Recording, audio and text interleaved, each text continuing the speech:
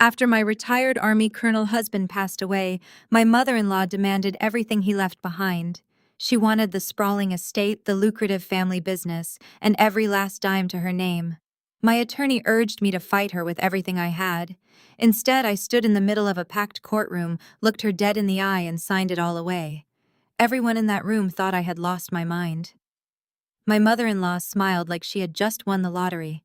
But she had no idea that when the judge closed the file, her ultimate nightmare was just beginning. My name is Claire, and I am 32 years old. Up until 3 days ago, I was living a quiet, deeply fulfilling life with my husband David. He was 52, a retired Army colonel who had taken over his family logistics and supply chain company after finishing his military service. Our 20-year age gap was something society loved to whisper about, but to us, it meant nothing. David and I met at a defense contractor gala. He was in his dress blues, wearing a chest full of medals, commanding the room without saying a single word. I was the keynote speaker breaking down cyber warfare tactics. He walked up to me afterward and said my mind was the most dangerous weapon in the room. I fell in love with him that very night. For 5 years, we built a fortress of a life together. He shielded me from his toxic family, keeping their relentless greed at bay. I am a cybersecurity consultant. I spend my days building digital fortresses, hunting down vulnerabilities in complex corporate networks, and analyzing threats. My brain is wired to detect anomalies. I do not panic. I observe, I analyze, and I neutralize. David died of a sudden massive heart attack. One moment we were drinking coffee on our patio discussing our upcoming trip to Maine, and the next my entire world shattered. The military honors at his funeral earlier today were beautiful, a fitting tribute to a man who had dedicated decades of his life to his country. But as the haunting notes of taps faded and the American flag was folded and placed into my hands, the real war was just beginning. The reception was held at our home, a sprawling modern traditional estate in a highly coveted neighborhood outside of Washington, D.C. The house was filled with the muted hum of hushed conversations, the clinking of fine crystal, and the overwhelming scent of white lilies. Military officials, corporate executives, and high society acquaintances milled about our living room. I stood near the marble fireplace, accepting condolences from people whose names I barely registered. I was exhausted, running on zero sleep and black coffee, but my posture remained perfectly straight. David would not have wanted me to crumble in front of an audience. As the afternoon wore on, the crowd began to thin out. The caterers were quietly packing up the remaining food in the kitchen. I stood by the fireplace staring at the folded flag resting on the mantel. It felt incredibly heavy. The profound silence of the house was oppressive. David's reading glasses were still on the side table. His favorite leather chair sat empty. I was trying to figure out how to breathe in a world that no longer had him in it. That was when I heard the distinct heavy click of a leather briefcase snapping shut. I turned to see my mother-in-law, Margaret, striding toward me. Margaret was 75 years old, a woman whose entire existence revolved around country club hierarchies, designer labels, and an obsessive need for control. She had never approved of me. In her eyes, I was just a young, calculating outsider who had somehow tricked her wealthy, accomplished son into marriage. She wore a tailored black morning suit that looked more appropriate for a hostile board meeting than a funeral, her posture rigid with self-importance. Right behind her was Naomi, my brother-in-law wife. Naomi was a striking African-American woman of 42, always impeccably styled, currently draped in a custom black Dior dress that hugged her figure perfectly. She held a crystal flute of champagne, her dark eyes glittering with a predatory amusement that she did not even bother to hide. Naomi was sharp, aggressively pragmatic, and entirely aligned with Margaret Greed. She had always viewed the family wealth as her personal treasury, and my marriage to David had severely threatened her future share. She loved to remind everyone of my age, painting me as a naive millennial who had manipulated an older veteran. Margaret stopped 2 feet away from me. She did not offer a word of comfort. She did not ask how I was holding up. Instead, she slammed a thick manila folder onto the polished oak table between us. "I think we have played this grieving widow charade long enough." Claire, Margaret said, her voice dropping to a harsh, icy whisper that was meant only for my ears. It is time to handle the reality of the situation. I stared at the folder, then up at her meticulously made-up face. David was lowered into the ground 4 hours ago, Margaret. What reality are you talking about? The reality that this house, the family company, and everything David managed belongs to the family, she snapped, tapping a manicured finger against the thick stack of papers. My family, not you.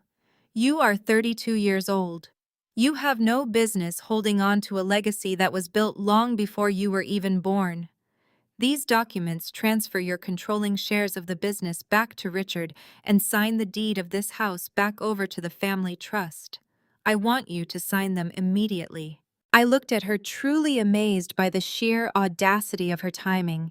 My husband's scent was still on the pillows upstairs, and his mother was already carving up his estate like a vulture. Naomi took a slow, deliberate sip of her champagne, the ice clinking softly against the glass. She stepped closer, her flawless braids framing a face that was twisted into a condescending smirk. "Come on, Claire," Naomi purred, her voice dripping with fake sympathy. "Let us not make this uglier than it has to be. You had a good run, a nice, comfortable 5 years living the high life with a man 20 years your senior. We all know how this works. You got to play house in a multi-million-dollar estate, and now the ride is over. Take whatever small allowance Margaret is willing to offer you and leave quietly. Do not embarrass yourself by trying to hold on to things you clearly only married him for." The accusation hung in the air, heavy and toxic. They wanted to break me. They expected me to burst into tears, to shrink away in shame, to be the weak, gold-digging girl they had always convinced themselves I was. But they fundamentally misunderstood who they were dealing with. In cybersecurity, when a hostile entity breaches your perimeter, you do not cry. You lock down the system and you assess the threat. I did not shed a single tear. I did not raise my voice. I reached out, picked up the heavy folder, and flipped it open.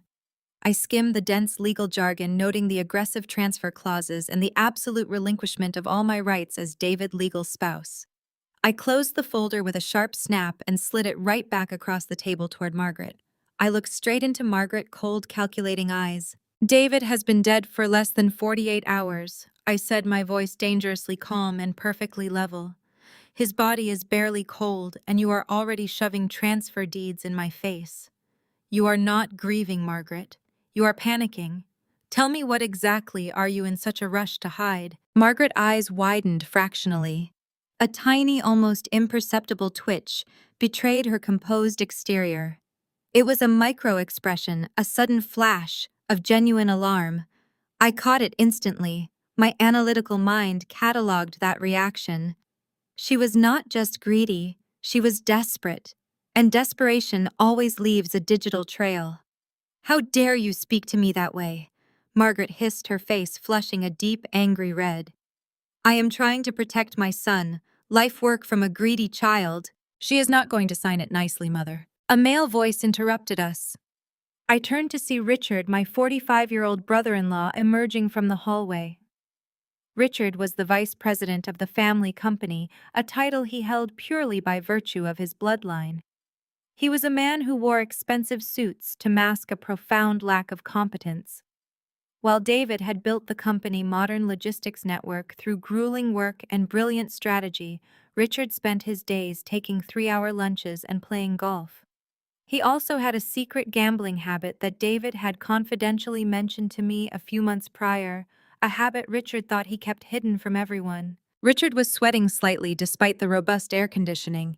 He always sweat when he lied or tried to act tough. David used to say Richard had the spine of a jellyfish and the appetite of a shark. He walked over to Naomi, wrapping an arm around her waist. He wore a smug, self-satisfied grin that made my stomach turn. "I told you she would try to play tough," Richard said to his mother before fixing his arrogant gaze on me. "But you see, Claire, you do not really have a choice here. You might think you hold the cards because you are the widow, but you are out of your depth." "Am I?" I asked, crossing my arms. "Yes, you are," Richard sneered, pulling his phone from his pocket and waving it like a weapon. As vice president, I have executive authority over the company financial accounts. 10 minutes ago, I contacted the bank and officially froze all joint accounts, all company-issued credit cards, and every single financial asset tied to David's primary portfolio pending a probate review. The estate is locked down. He took a step closer, towering over me, trying to use his physical presence to intimidate me. You do not have access to a single dime, Claire. Not the company funds, not David checking accounts, not the credit cards you use to fund your little shopping sprees. You are completely frozen out. Naomi laughed softly, adjusting her diamond necklace. Which means, she chimed in, her tone laced with absolute delight, you currently have 0 ways to pay for this lavish funeral. The caterers, the military band coordination, the venue rentals. It all costs money, honey. Money you no longer have. Margaret stepped forward, tapping the folder again. Sign the papers, Claire. Transfer the assets back to the family trust. If you do, Richard will authorize a release of funds to cover the funeral expenses, and I will personally write you a check for $50,000 to help you start over somewhere else. If you refuse, you will be hit with $30,000 in funeral debts by tomorrow morning, and you will have absolutely no way to pay them. You will be ruined before the week is over. They really thought they had me cornered. They looked at me with such absolute certainty, confident that they had outmaneuvered the young, naive widow. They thought my entire financial existence was dependent on David's wealth. Freezing the accounts was not just a tactic to starve me out, it was Richard desperately trying to seize control of the cash flow before anyone could look too closely at the ledgers. They had no idea who I actually was. For the past 7 years, I had worked as a top-tier cybersecurity consultant for federal agencies and private tech firms. My income was not just substantial, it was entirely independent of David's estate. I had kept my finances separate, not out of mistrust, but out of a fierce need for personal autonomy. I had my own investment portfolios, my own offshore emergency accounts, and my own elite credit lines. David had always respected that about me. My in-laws, however, had never bothered to ask what I actually did for a living. To them, I was just a decorative accessory. I let the silence stretch for a long, agonizing moment. I looked at Richard's smug face, at Naomi's triumphant smile, and at Margaret's cold expectation. Then I reached into the pocket of my black blazer. I did not pull out a pen to sign their documents. I pulled out my phone. I tapped the screen a few times, navigating to the digital invoice the funeral director had emailed me that morning. The total was exactly $30,000 flat. You think freezing David accounts leaves me helpless? I asked, keeping my voice soft but deadly. I opened my sleek, matte black leather card holder. I slid out a heavy, solid metal credit card, an exclusive invite-only black card linked directly to my personal consulting firm primary account, an account that had absolutely nothing to do with the family business. I held the card between my fingers, letting the light catch the silver-embedded numbers.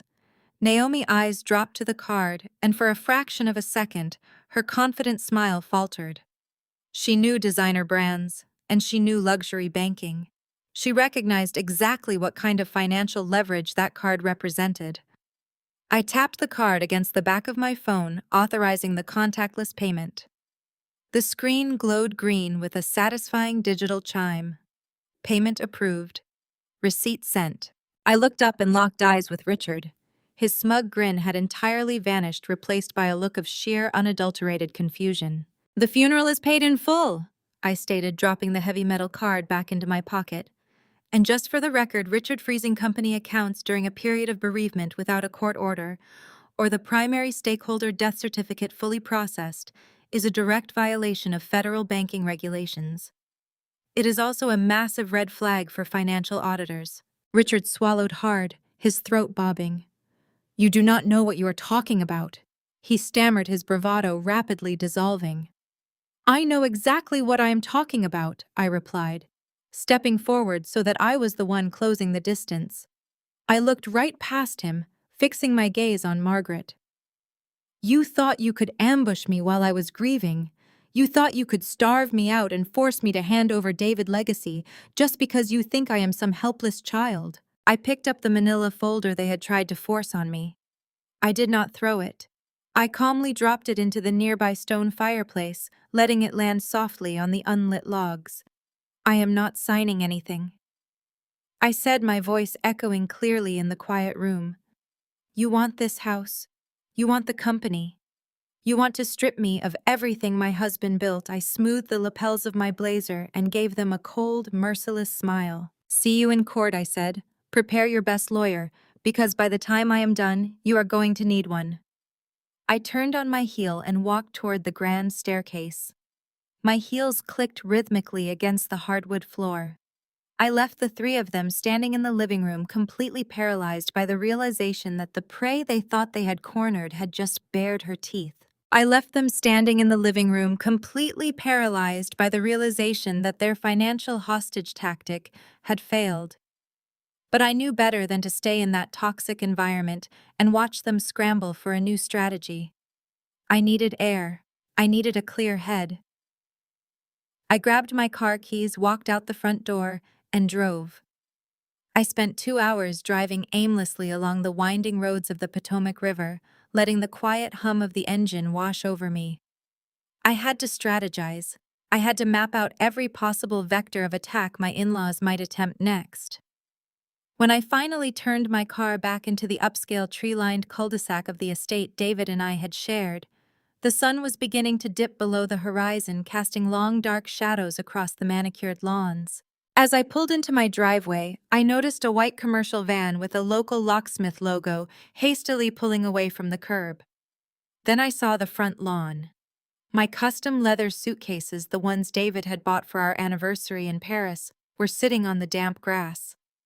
They had been tossed carelessly near the pristine rose bushes, one of them lying on its side with the zipper partially burst open, exposing a silk blouse to the evening dew. I turned off the ignition and stepped out of the car. The evening air was cool, but the chill that ran through my veins had nothing to do with the weather. I looked up at the second-floor master bedroom window. Naomi was standing there. She had changed out of her funeral attire and was actually wearing one of my expensive cashmere robes. She held a glass of red wine leaning against the glass pane, smiling down at me with absolute, undisguised glee. She raised her glass in a mocking, triumphant toast before turning her back and disappearing into my bedroom. I walked up the stone pathway to the heavy oak front door. I inserted my house key into the lock. It did not turn. The mechanism was completely different. The deadbolt had been entirely replaced. The Ring doorbell speaker crackled to life, emitting a sharp burst of static before Margaret's voice echoed on the porch. "You have been formally evicted, Claire," Margaret said, her voice dripping with haughty satisfaction. "The house belongs to the family trust now. Richard authorized the lock change an hour ago. Your things are on the grass where they belong. Do not bother making a scene. The neighbors have had enough disruption for one day. Find a cheap motel and wait for our lawyer to contact you." They had actually done it. While I was out driving trying to process the burial of my husband, they had hired a locksmith, packed up a fraction of my belongings, and locked me out of my own home. They thought this was a television drama, where the wealthy matriarch could simply snap her fingers and throw the unwanted widow onto the street. I did not bang my fists against the heavy oak door. I did not scream demands or beg to be let inside. I stepped back from the porch, pulled my phone from my blazer pocket, and dialed 911. I calmly requested immediate police assistance at my address, reporting a trespassing and illegal lockout in progress at my primary residence. I informed the dispatcher that hostile individuals had unlawfully broken into my home, altered the security systems, and were currently occupying the property. I walked down to the end of the driveway, folded my arms across my chest, and waited. 10 minutes later, the front door swung open. Margaret and Naomi stepped out onto the porch. Naomi had kept my cashmere robe on, her dark eyes flashing with a challenging, arrogant light. She crossed her arms, leaning against a white pillar. "You are embarrassing yourself, honey," Naomi sneered, her voice carrying easily across the manicured lawn. "We hold the keys. This property was purchased with family money and it belongs to the family business. Richard is the vice president. He made the executive call. You are officially trespassing right now." I did not say a word. I simply looked at her, my silence unnerving her more than any insult could. A moment later, the quiet of the affluent neighborhood was shattered by the approaching wail of sirens. Two police cruisers turned into the cul-de-sac, their red and blue lights reflecting off the elegant brick facades of the surrounding mansions. Several front doors across the street opened as wealthy neighbors stepped out onto their porches drawn by the commotion. The officers stepped out of their vehicles, hands resting on their duty belts as they approached the driveway. Margaret immediately went into her performance. She clutched her chest, putting on the ultimate weeping, grieving mother act. "Officers, thank goodness you are here," Margaret cried out, her voice trembling with manufactured distress. "This young woman is harassing us. My son was just buried today. This is his family estate, and she is an opportunistic girl trying to force her way inside to steal family heirlooms. Please, you have to remove her." The lead officer, a tall man with a stern expression, looked from Margaret to me. "Ma'am, are you trying to gain entry to this property?" he asked me. I stepped forward, my demeanor strictly professional. "Good evening, officer. My name is Claire. I am the legal owner of this property, and I am the one who called you. The individuals standing on that porch have illegally hired a locksmith to change the deadbolts on my primary residence while I was running an errand. They have thrown my belongings onto the lawn and are currently unlawfully occupying my home." Naomi scoffed loudly. "She is lying. This house belongs to my husband company. My mother-in-law has the right to secure the premises." The officer held up a hand, silencing Naomi. He turned back to me. "Ma'am, do you have identification and proof of residence?" I handed him my driver license, which clearly displayed the address. Then I unlocked my phone and opened my encrypted digital vault. I pulled up the official county-recorded deed to the house. I handed the phone to the officer. "Please review the deed, officer," I said, making sure my voice carried, so Margaret and Naomi could hear every single word. "My husband David and I purchased this home together. You will see the clause clearly stating joint tenancy with right of survivorship. Under property law, upon my husband's death earlier this week, full and exclusive ownership of this property transferred immediately and automatically to me. It does not belong to a family trust. It does not belong to a corporate entity. It belongs solely to me." The officer scrutinized the digital document, zooming in on the county seal and the specific legal clauses. He handed the phone back to me and looked up at Margaret. "Ma'am, do you have any legal documentation proving you own this house? A court order for eviction?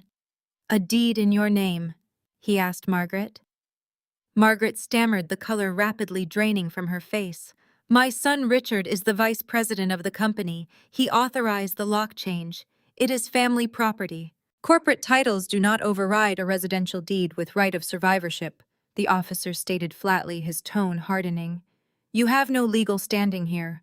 You have illegally changed the locks, committed an illegal eviction, and you are currently trespassing on this woman's private property."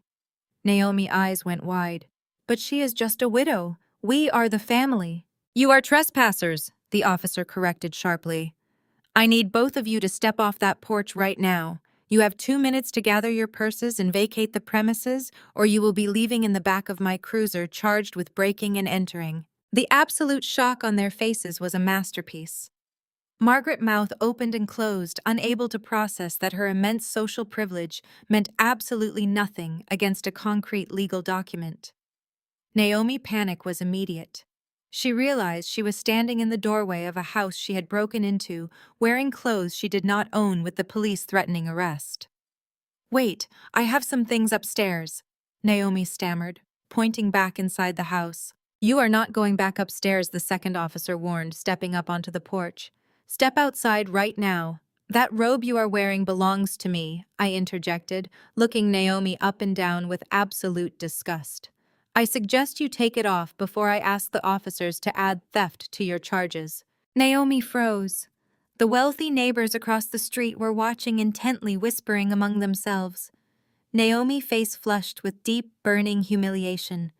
Right there in the grand foyer of my home, surrounded by police officers and the judging eyes of the neighborhood, she was forced to strip off my cashmere robe. She threw it onto the hardwood floor in a furious rage, standing only in her slip dress. Margaret lost her mind. The pristine high society facade she had maintained for decades completely shattered. As the officers escorted them down the driveway, Margaret began screaming. She flailed her arms, pointing at me, her voice echoing wildly through the quiet cul-de-sac. "You parasite," Margaret shrieked, her face contorted in uncontrollable fury. "You think you have won. You are nothing. You are a gold-digging child, and I will ruin you. I will drag your name through the mud. You will never see a dime of my son money." I stood on the walkway, entirely unfazed by her tantrum. I watched as Naomi practically dragged Margaret toward their parked luxury SUV, desperate to escape the humiliating spectacle they had created. The police officers stood by, making sure they got into the vehicle and drove away before turning back to me. "Do you want to press charges for the break-in, ma'am?" the lead officer asked. "Not tonight," I replied, picking up my ruined suitcases from the grass. "I have bigger battles ahead, but I appreciate your swift response." After the police left, I called a 24-hour emergency security contractor. I did not just have them drill out the cheap locks Margaret had installed. I had them install military-grade biometric deadbolts on every single exterior door and activate a comprehensive perimeter alarm system. I locked the heavy oak door behind me, standing alone in the quiet, empty foyer. The house was secure. It was mine. But as I looked at my cashmere robe discarded on the floor, I knew Margaret's pride had been deeply wounded. And a wounded narcissist does not retreat. They escalate. The physical ambush had failed, which meant the psychological warfare was about to begin. The war was far from over. The sun rose the next morning, casting a cold and unforgiving light across the hardwood floors of the foyer. I had barely slept. Every creak of the house sounded like a lock turning, a phantom echo of the ambush I had just survived. I made a pot of black coffee and carried my mug into the kitchen, intending to check my work emails and ensure my consulting firm was running smoothly during my bereavement leave. My phone buzzed on the granite counter. It was a secure line call from General Bradley, my former agency director, and one of my highest-tier defense clients. Calling me at 7 in the morning the day after my husband's funeral was highly unusual. I answered immediately. "Claire," General Bradley said, his voice unusually tight. "I am calling you on an unofficial channel because I need you to hear this from me before it hits the formal networks. There is a story circulating about you, and it is spreading fast." I set my coffee mug down. "What kind of story?" "The worst kind," he replied heavily. "It started at the Arlington Country Club late last night and picked up traction at the Regional Veterans Association this morning. The rumor is that when David had his heart attack, you did not call for help. The story being told is that he was grasping his chest, begging for an ambulance, and you locked yourself in your office because you were on a high-paying consulting call. They are saying you let a decorated Army colonel die on the floor of his own home so you could cash in on his estate." The air vanished from my lungs. A cold, nauseating horror washed over me. I gripped the edge of the counter, my knuckles turning white. They were not just trying to take my house, they were trying to destroy my entire existence. In the cybersecurity and defense sector, reputation is everything. My firm held contracts that required stringent security clearances and morality clauses. If the community believed I was a callous, calculating sociopath who allowed an American hero to die for financial gain, those contracts would vanish overnight. My security clearance would be flagged for review. My entire independent livelihood, the very thing I had used to humiliate Richard and Margaret the day before, would be systematically dismantled. Who exactly is spreading this narrative? I asked, forcing my voice to remain clinical and detached even though my heart was hammering against my ribs. Margaret and Richard, the general confirmed. Margaret was holding court in the country club dining room, playing the devastated mother to absolute perfection. Richard was at the Veterans Lodge buying drinks and telling war stories about how his brother made a fatal mistake marrying a younger, career-obsessed woman.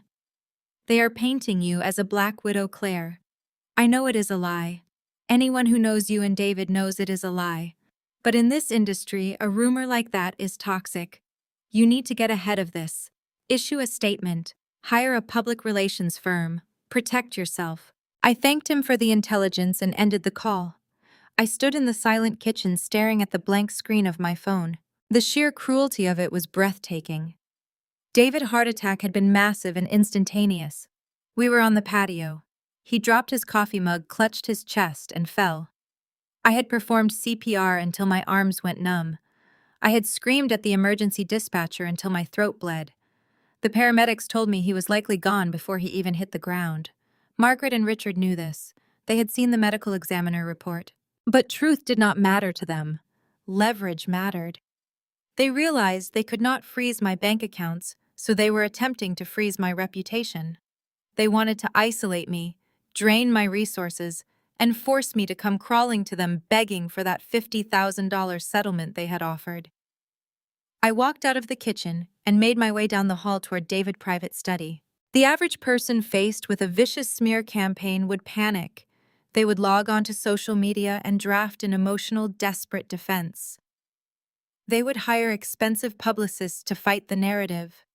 They would scream into the void, trying to convince a jury of public opinion that they were innocent. I am not an average person. I am a threat analyst.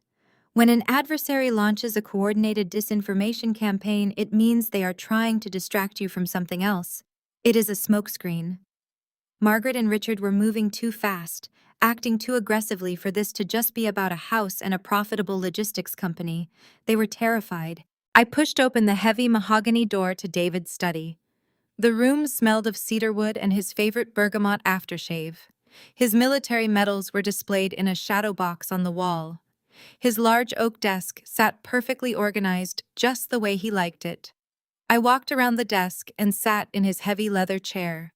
I closed my eyes for a fraction of a second, letting myself feel the agonizing void of his absence. Then I opened my eyes and got to work.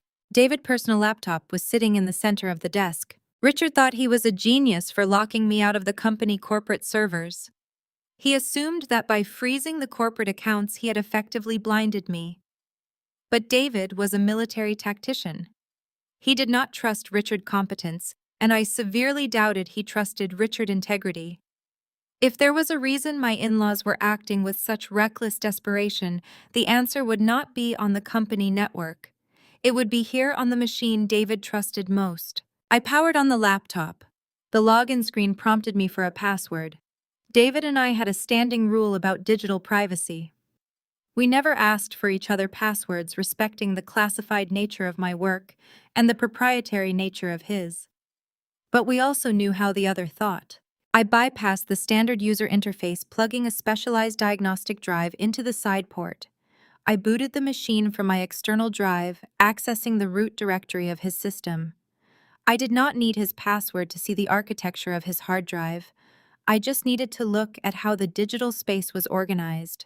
My fingers flew across the keyboard, typing lines of command code mapping the storage allocation of the machine. The screen populated with endless lines of system data.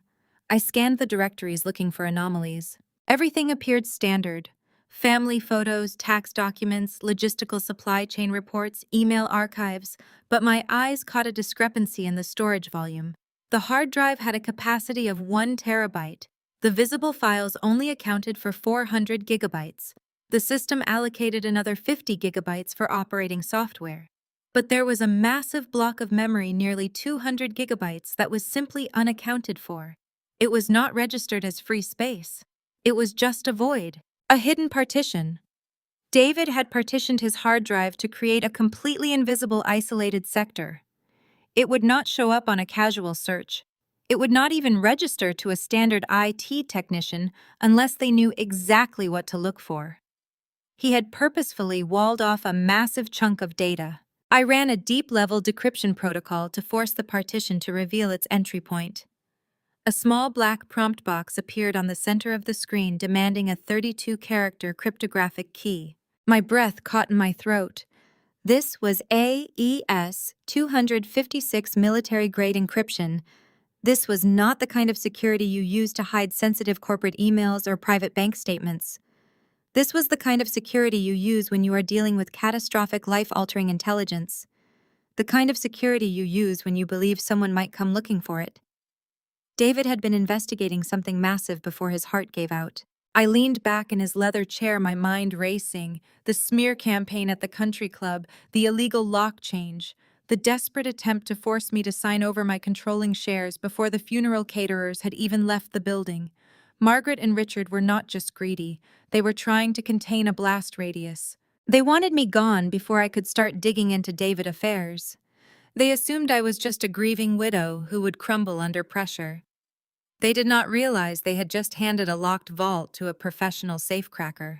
I leaned forward, my eyes locked on the blinking cursor of the password prompt. I did not need a public relations firm to fight Margaret rumors.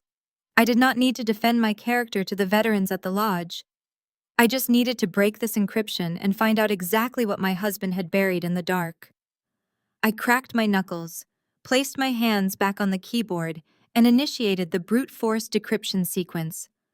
The real war had just begun. The decryption algorithm chewed through the code for exactly 47 minutes. I sat in David's heavy leather chair watching the cascading strings of characters on the screen, my heart beating a steady rhythmic pulse.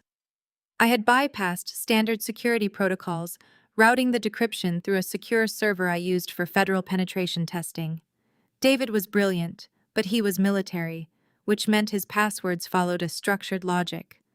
I fed the algorithm a combination of his deployment dates, his old unit designations, and the latitude coordinates of the harbor where we first met. The black prompt box flickered. Then it vanished. I leaned forward. I expected to find offshore bank accounts, encrypted emails, or hidden corporate ledgers. Instead, the hidden partition contained a single solitary text file. I clicked it open. There was no long explanation, just a name and address and a sequence of numbers. First, Sterling Private Bank, Vault Section 4, Box 812. My eyes narrowed. It was a physical backup. Whatever David had uncovered about his family corrupt empire was so volatile that he did not trust it to remain purely on a digital network. He had air-gapped the evidence, securing it in a physical vault. I checked my watch. It was just past 9 in the morning. The bank had just opened.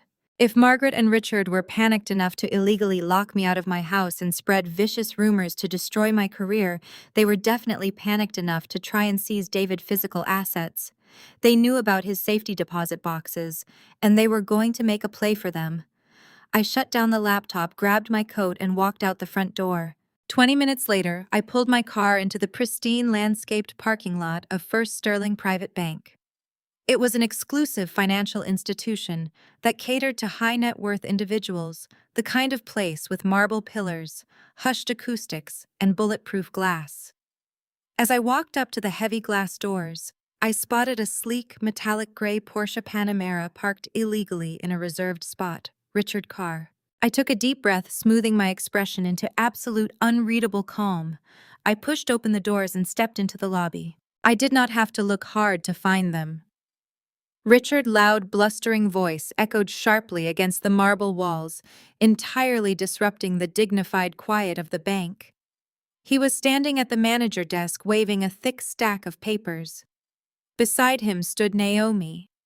She was dressed in a striking tailored crimson trench coat that contrasted beautifully against her dark skin, a pair of oversized designer sunglasses pushed up into her immaculate braids.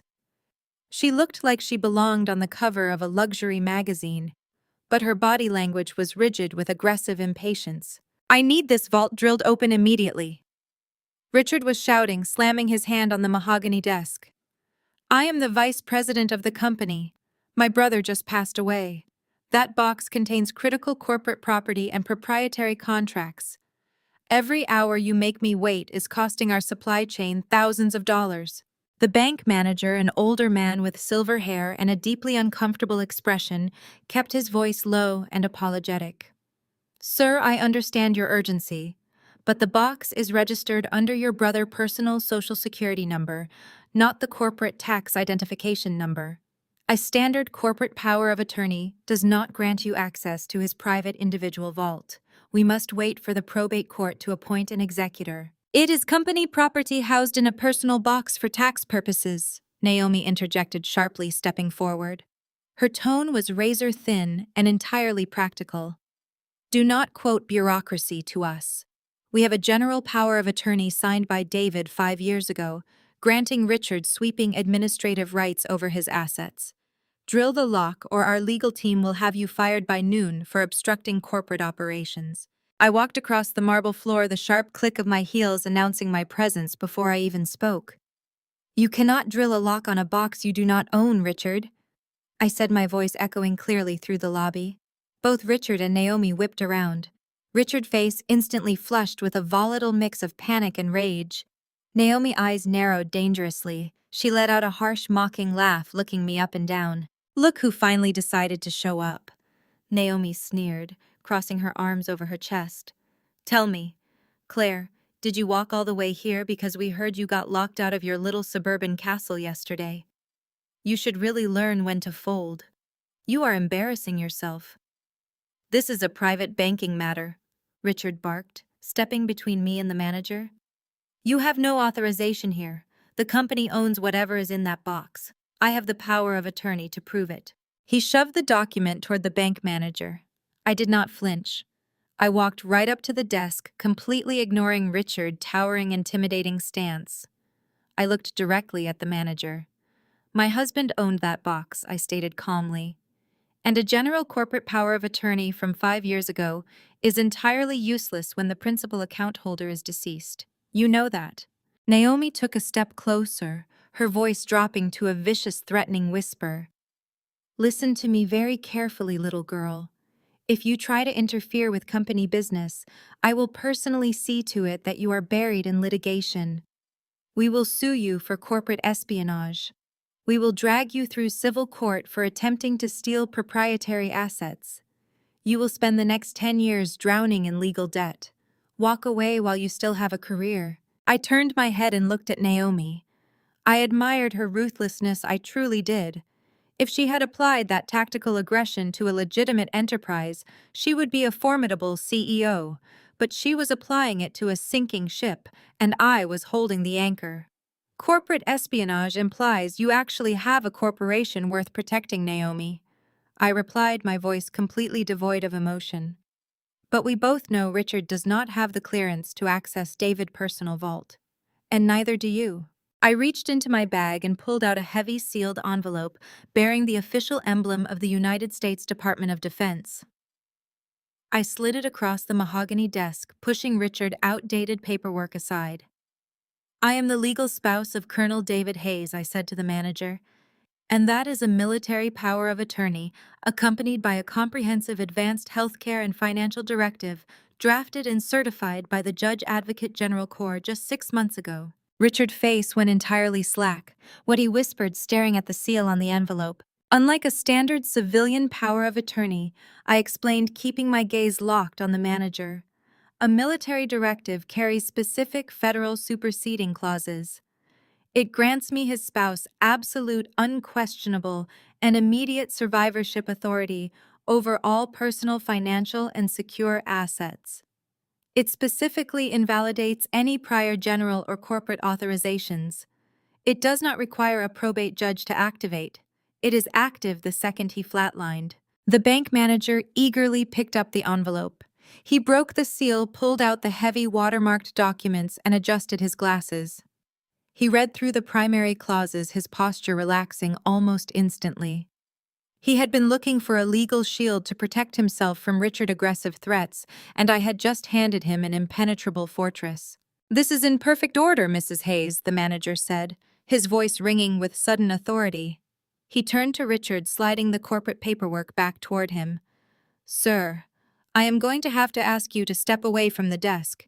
This military directive completely supersedes your documentation. You have no legal standing to access this vault.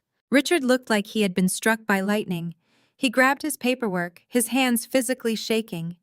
You cannot do this, he stammered, his voice rising in panic.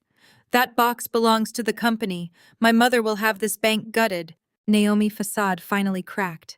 Her perfectly manicured hands clenched into fists, her sharp pragmatism giving way to raw, unadulterated fury. She leaned in, her voice shaking with rage. You think you are so smart. You think you can just walk in here and take what belongs to us? You are going to regret this. We will rip you to pieces in probate court." I picked up my bag and gave her a chilling, empty smile. "I look forward to it." The bank manager gestured for a security guard. "Please escort these individuals out of the lobby," he instructed. Then he turned to me with a polite nod. "Right this way to the vault, ma'am." I did not look back as the security guard ushered a screaming Richard and a seething Naomi out through the heavy glass doors. I followed the manager into the secured subterranean level of the bank. The air down here was cool and smelled of polished steel. He led me to a massive wall of metal boxes, unlocked his master side of box 812 and stepped back to give me privacy. I inserted the small brass key I had found taped to the bottom of David's desk drawer. I turned it. The lock clicked heavily. I pulled the long metal box out and set it on the viewing table. My hands were perfectly steady as I lifted the lid. Inside lay a thick, leather-bound ledger notebook and a specialized encrypted hardware drive. There was no jewelry. There were no stock certificates. Just raw, unfiltered data. I picked up the ledger and opened it to a random page in the middle. My eyes scanned the columns of numbers, the routing numbers, the offshore account designations, and the massive glaring discrepancies in the corporate tax filings. David had mapped it all out. Every embezzled dollar, every phantom contractor Richard had paid to cover his gambling debts, every leveraged asset Margaret had secretly borrowed against to fund her lavish country club lifestyle. The company was not just failing, it was a massive bleeding financial crime scene. I closed the ledger, slipped it and the encrypted drive into my bag and locked the empty box. Naomi had threatened to sue me for corporate espionage. She had warned me not to interfere with company business.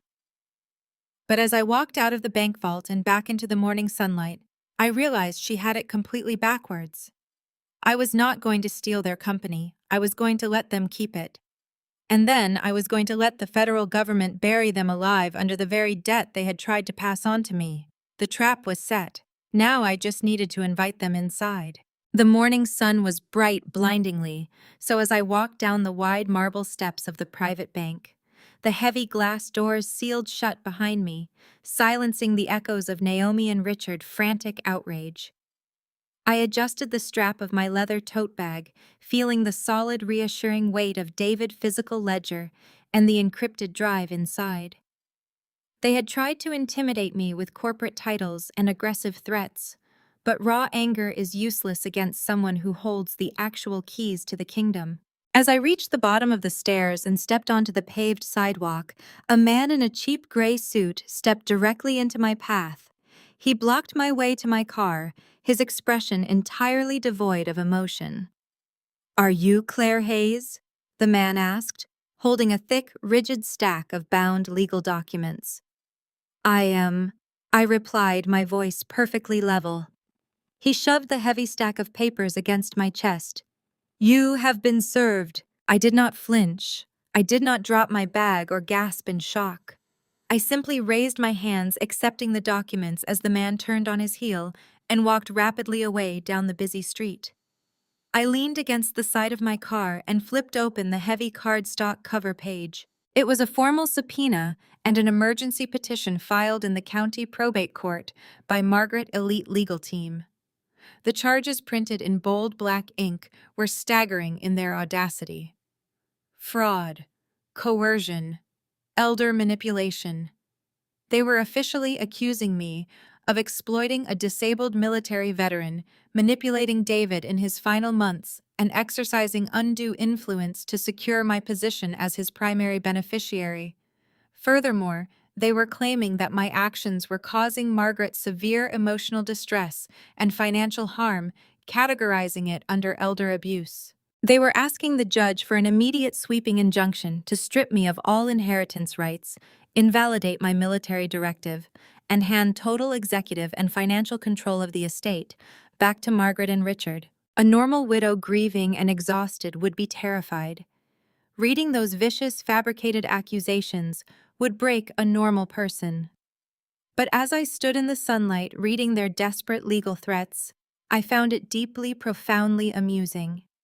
They were using every ounce of their social capital And every dollar they could scrape together to forcefully claim ownership of an entity they fundamentally did not understand. I slid the thick legal packet into my bag, nestling it right next to the encrypted drive. I unlocked my car, got into the driver's seat, and drove away. I did not go back to the estate. Margaret knew where it was. The police had already been called there once, and I needed absolute, uninterrupted silence. I needed a sterile environment. I drove across the city to my consulting firm downtown headquarters. I bypassed the main reception, badged into the private subterranean server room, and locked the reinforced steel door behind me. The room was soundproof, climate-controlled, and completely off the grid. It was a digital fortress designed to analyze the most dangerous cyber threats in the corporate world.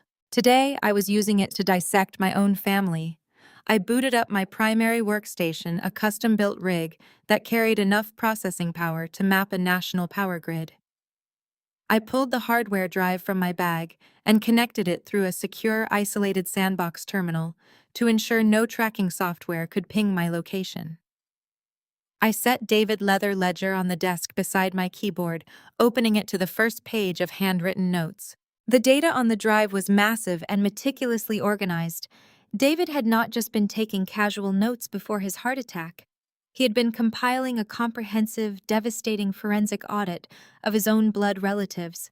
As I cross-referenced the digital files with the handwritten routing numbers in the ledger, the horrifying big picture finally came into sharp, undeniable focus. The prestigious family logistics company that Margaret bragged about at her country club was not just struggling. It was a completely hollowed-out shell, a rotting corpse painted gold to fool the public. Over the past 4 years, Richard had systematically drained the operational capital to fuel a staggering underground gambling addiction. But Richard was a coward, and he was not smart enough to hide his theft properly. To cover the missing millions, he and Naomi had set up a complex network of phantom contractors. They had been authorizing massive payouts to fake shipping companies, routing the money through offshore accounts, and laundering it right back into their own pockets to pay off syndicate debts. Naomi's signature was all over the vendor approval forms.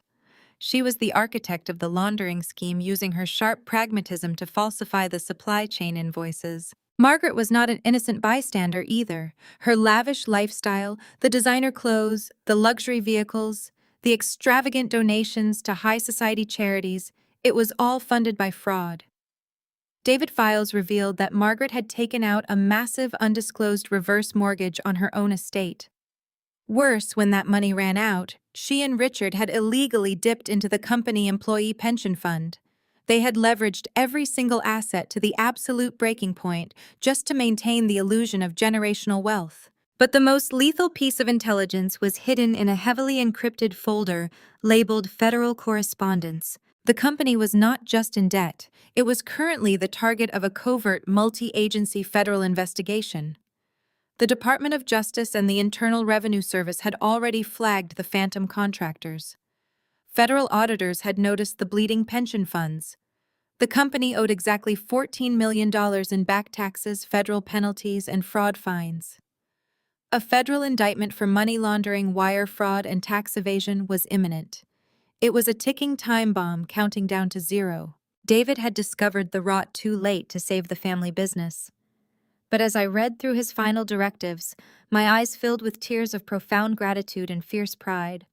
He could not save the company, but he had acted with brutal surgical precision to save me. He had spent his final months legally and quietly severing his personal assets from the toxic corporate entity. He had moved his clean tech investments, his military pension, and a $5 million life insurance policy into a fully protected, isolated trust that only I could access as his surviving spouse. He had deliberately left the corporate ownership legally murky, creating an impenetrable firewall between his clean money and their dirty criminal debts. He had prepared to turn his own mother and brother over to the federal authorities. He had compiled this entire drive to hand to the Department of Justice, but his heart had failed before he could make the delivery. I stared at the glowing monitors, the sheer magnitude of their deception washing over me. Margaret, Richard, and Naomi had no idea that David knew everything. They thought the company was just quietly struggling. They thought they could just push the debt around a little longer. They did not know the federal government was already finalizing the indictments. And now they had just served me with a subpoena. I looked at the thick stack of legal documents resting on my desk. Margaret and Naomi had hired expensive lawyers, filed emergency injunctions, and aggressively accused me of elder abuse, all to violently strip away my rights. Why? So they could take absolute, undisputed, total legal ownership of the company. They were fighting tooth and nail to claim a throne that was rigged with $14 million of federal explosives. If I fought their subpoena, if I went to court and demanded my legal right to keep the company, I would inherit the legal nightmare. I would have to navigate the audits deal with the Department of Justice and untangle the $14 million tax debt. I would spend the next decade of my life in federal courtrooms, answering for Richard and Naomi crimes. But if I surrendered it, if I stood in front of a judge, played the broken, defeated widow, and let them win, if I legally and formally relinquished every single share of that company to Margaret and Richard, they would legally bind themselves to the debt and the criminal liability. The second the judge signed the transfer order, they would become the sole undisputed owners of a massive federal crime scene. They would be holding the bomb the exact second the Department of Justice detonated it. I leaned back in the ergonomic chair, the cool blue light of the monitors reflecting in my eyes. I picked up the thick subpoena Margaret lawyer had just handed me. I ran my fingers over the aggressive legal threats, the paragraphs demanding I surrender everything to the family trust immediately. A slow, chilling smile spread across my face. They wanted to paint me as the villain. They wanted to humiliate me in court and strip me of my power. They wanted a war and they demanded my unconditional surrender. I was going to give them exactly what they asked for.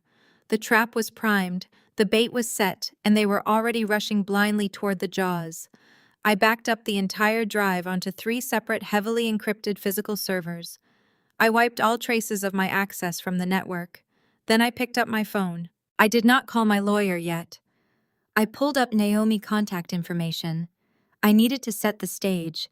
I needed to perform the greatest act of my life. I drafted a text message, carefully constructing the tone to sound desperate, exhausted, and defeated. Naomi, I know we do not get along, but I just got served with the subpoena. My accounts are still frozen and the lawyer fees to fight this are going to bankrupt me.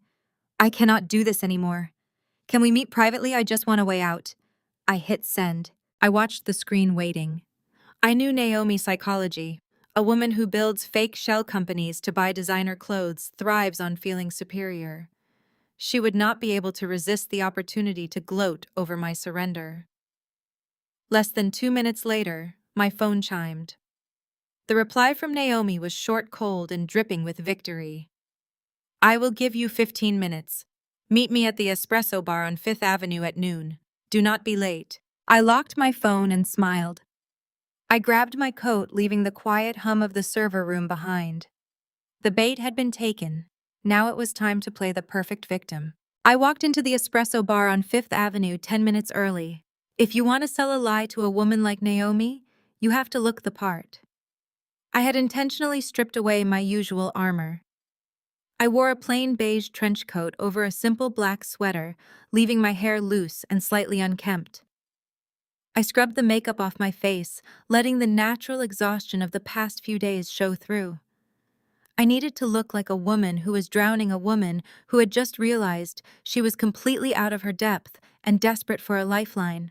I ordered a plain black coffee and sat at a small corner table near the window. The cafe was upscale, buzzing with the low hum of midday corporate meetings and wealthy locals. I stared into the dark liquid of my coffee, mentally rehearsing my lines. At exactly noon, the glass door swung open. Naomi walked in. She did not just enter the room, she commanded it. She wore a pristine white tailored suit that contrasted flawlessly with her rich, dark skin. A silk scarf was draped elegantly around her neck, and a pair of oversized designer sunglasses rested on top of her immaculate braids. She carried a rare leather handbag that cost more than a standard mortgage payment, a bag I now knew was funded entirely by phantom supply chain invoices and laundered money. She spotted me in the corner. A slow, deeply satisfied smirk spread across her face. She walked over her heels, clicking sharply against the tile floor, and took the seat across from me without bothering to take off her coat. You look terrible, Claire. Naomi said, her voice smooth and dripping with condescending pity. I suppose reality is finally catching up with you. I slumped my shoulders slightly, wrapping both hands around my coffee mug as if I were trying to draw warmth from it. I kept my eyes downcast for a moment before looking up at her, making sure she saw the manufactured fear in my expression. You guys froze my accounts, Naomi, I said, making sure my voice trembled just a fraction. I cannot even buy groceries without routing money through foreign transaction fees that I can barely afford right now. The bank will not let me access David emergency funds, and the legal retainer to fight the subpoena Margaret just served me is astronomical. Naomi let out a soft, mocking laugh. She leaned back in her chair, crossing her legs elegantly. Did you honestly think we were playing games? She asked, her tone razor sharp. You married into a legacy you do not understand. You thought David was your personal ATM, and now the bank is closed. We told you this would happen. You should have taken Margaret's initial offer when you had the chance. Now you have a massive legal battle ahead of you, and you are going broke before the first hearing. I let a look of sheer desperation wash over my face. I leaned forward across the small table, keeping my hands tightly clasped. I cannot fight you in court, I whispered, letting my voice crack perfectly. You know I cannot. The lawyers are asking for a massive retainer just to respond to your petition. If this drags on for years in probate, I will be completely bankrupt. I just want out. I want this to be over. Naomi's eyes gleamed with absolute triumph. She loved this. She loved watching me beg. She loved feeling superior to the woman she had always viewed as an unwanted interloper. So what exactly are you asking for, Claire? She purred, leaning forward and resting her elbows on the table. Are you ready to sign the relinquishment forms? Are you ready to hand the company and the estate back to Richard and Margaret? Yes, I said quickly, keeping my eyes wide and pleading. I will sign everything. I will give you the house. I will sign over every single share of the logistics company. I will relinquish all my executive rights as David's spouse. You can have absolute total control of the family business and all its assets. Naomi smiled. A real, genuine smile of pure, unadulterated greed. But I added, hesitating intentionally. I need something to start over. Margaret offered me $50,000 yesterday. If you can get her to honor that offer, or even just $25,000, I will sign the transfer papers today. Just give me enough cash to cover my immediate expenses and a deposit on a new apartment, and I will disappear from your lives forever. I held my breath, waiting for her reaction. Naomi stared at me for a long, agonizing moment. In a logical world, a smart businesswoman would eagerly pay $25,000 to secure a multi-million-dollar corporate asset without a drawn-out legal fight. It was a microscopic settlement for what they believed the company was worth. But Naomi was not just greedy, she was vindictive. She wanted to punish me. She wanted to completely destroy the young woman who had dared to stand up to her at the bank. Naomi threw her head back and laughed. It was a cold, harsh sound that turned the heads of a few nearby customers. $50,000, Naomi sneered, shaking her head in disbelief. You want us to pay you to leave, honey? You are in absolutely no position to negotiate. But I am offering you the entire company, I pleaded, letting my voice rise just enough to sound panicked. I am giving you everything David built. You just need to give me a tiny fraction so I am not left on the street. It is a fair trade. Fair, Naomi spat the word out like poison. Let me explain how this is going to work, Claire. You are going to sign those transfer papers and hand over complete ownership of the logistics company to Richard and Margaret. You are going to do it because if you do not, we will drag you through the mud in federal court. We will freeze every asset you have ever touched. We will make sure your precious cybersecurity clients read the court transcripts about how you manipulated a disabled veteran. You will sign everything over to us unconditionally, and you will not get a single dime in return. I stared at her, letting my jaw drop slightly. You cannot be serious. You want me to walk away with nothing. You came into this family with nothing, Naomi replied coldly. And that is exactly how you are going to leave it.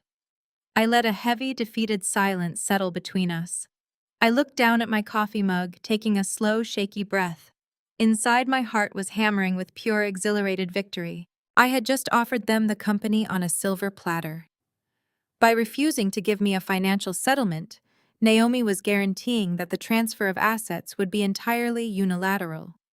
If they had paid me a settlement, the federal auditors might have seen it as a fraudulent transfer to shield assets. But by forcing me to walk away with absolutely zero compensation, Naomi was legally cementing their total unquestionable ownership of the company and its $14 million federal tax debt. She was tying the noose around her own neck and pulling it tight. "Please, Naomi," I whispered, playing my final card. "I just need a little bit of money to survive. Do not do this to me." Naomi stood up, smoothing the front of her white suit. She looked down at me with an expression of absolute disgust. "Call your lawyer, Claire. Tell him you are surrendering. The only paper you will be signing is the one that gives us full control of the business and its liabilities. Have the documents ready by tomorrow, or we proceed with the lawsuit. Enjoy your coffee." She turned on her heel and walked out of the cafe, the bell on the door chiming lightly behind her. I sat in the corner booth for a long time after she left. The sun was streaming through the window, warming my hands. I picked up my coffee mug and took a long, slow sip. It tasted fantastic. They had taken the bait. They had swallowed the hook, the line, and the sinker. They were so blinded by their own arrogance, so obsessed with putting me in my place, that they had not bothered to look at the financial ledge they were standing on. They demanded total ownership. They demanded all the legal liabilities. And they were going to get exactly what they asked for. I pulled my phone from my pocket and dialed Harrison Reed, my personal attorney. Harrison was a sharp, fiercely intelligent lawyer who specialized in high-stakes corporate litigation.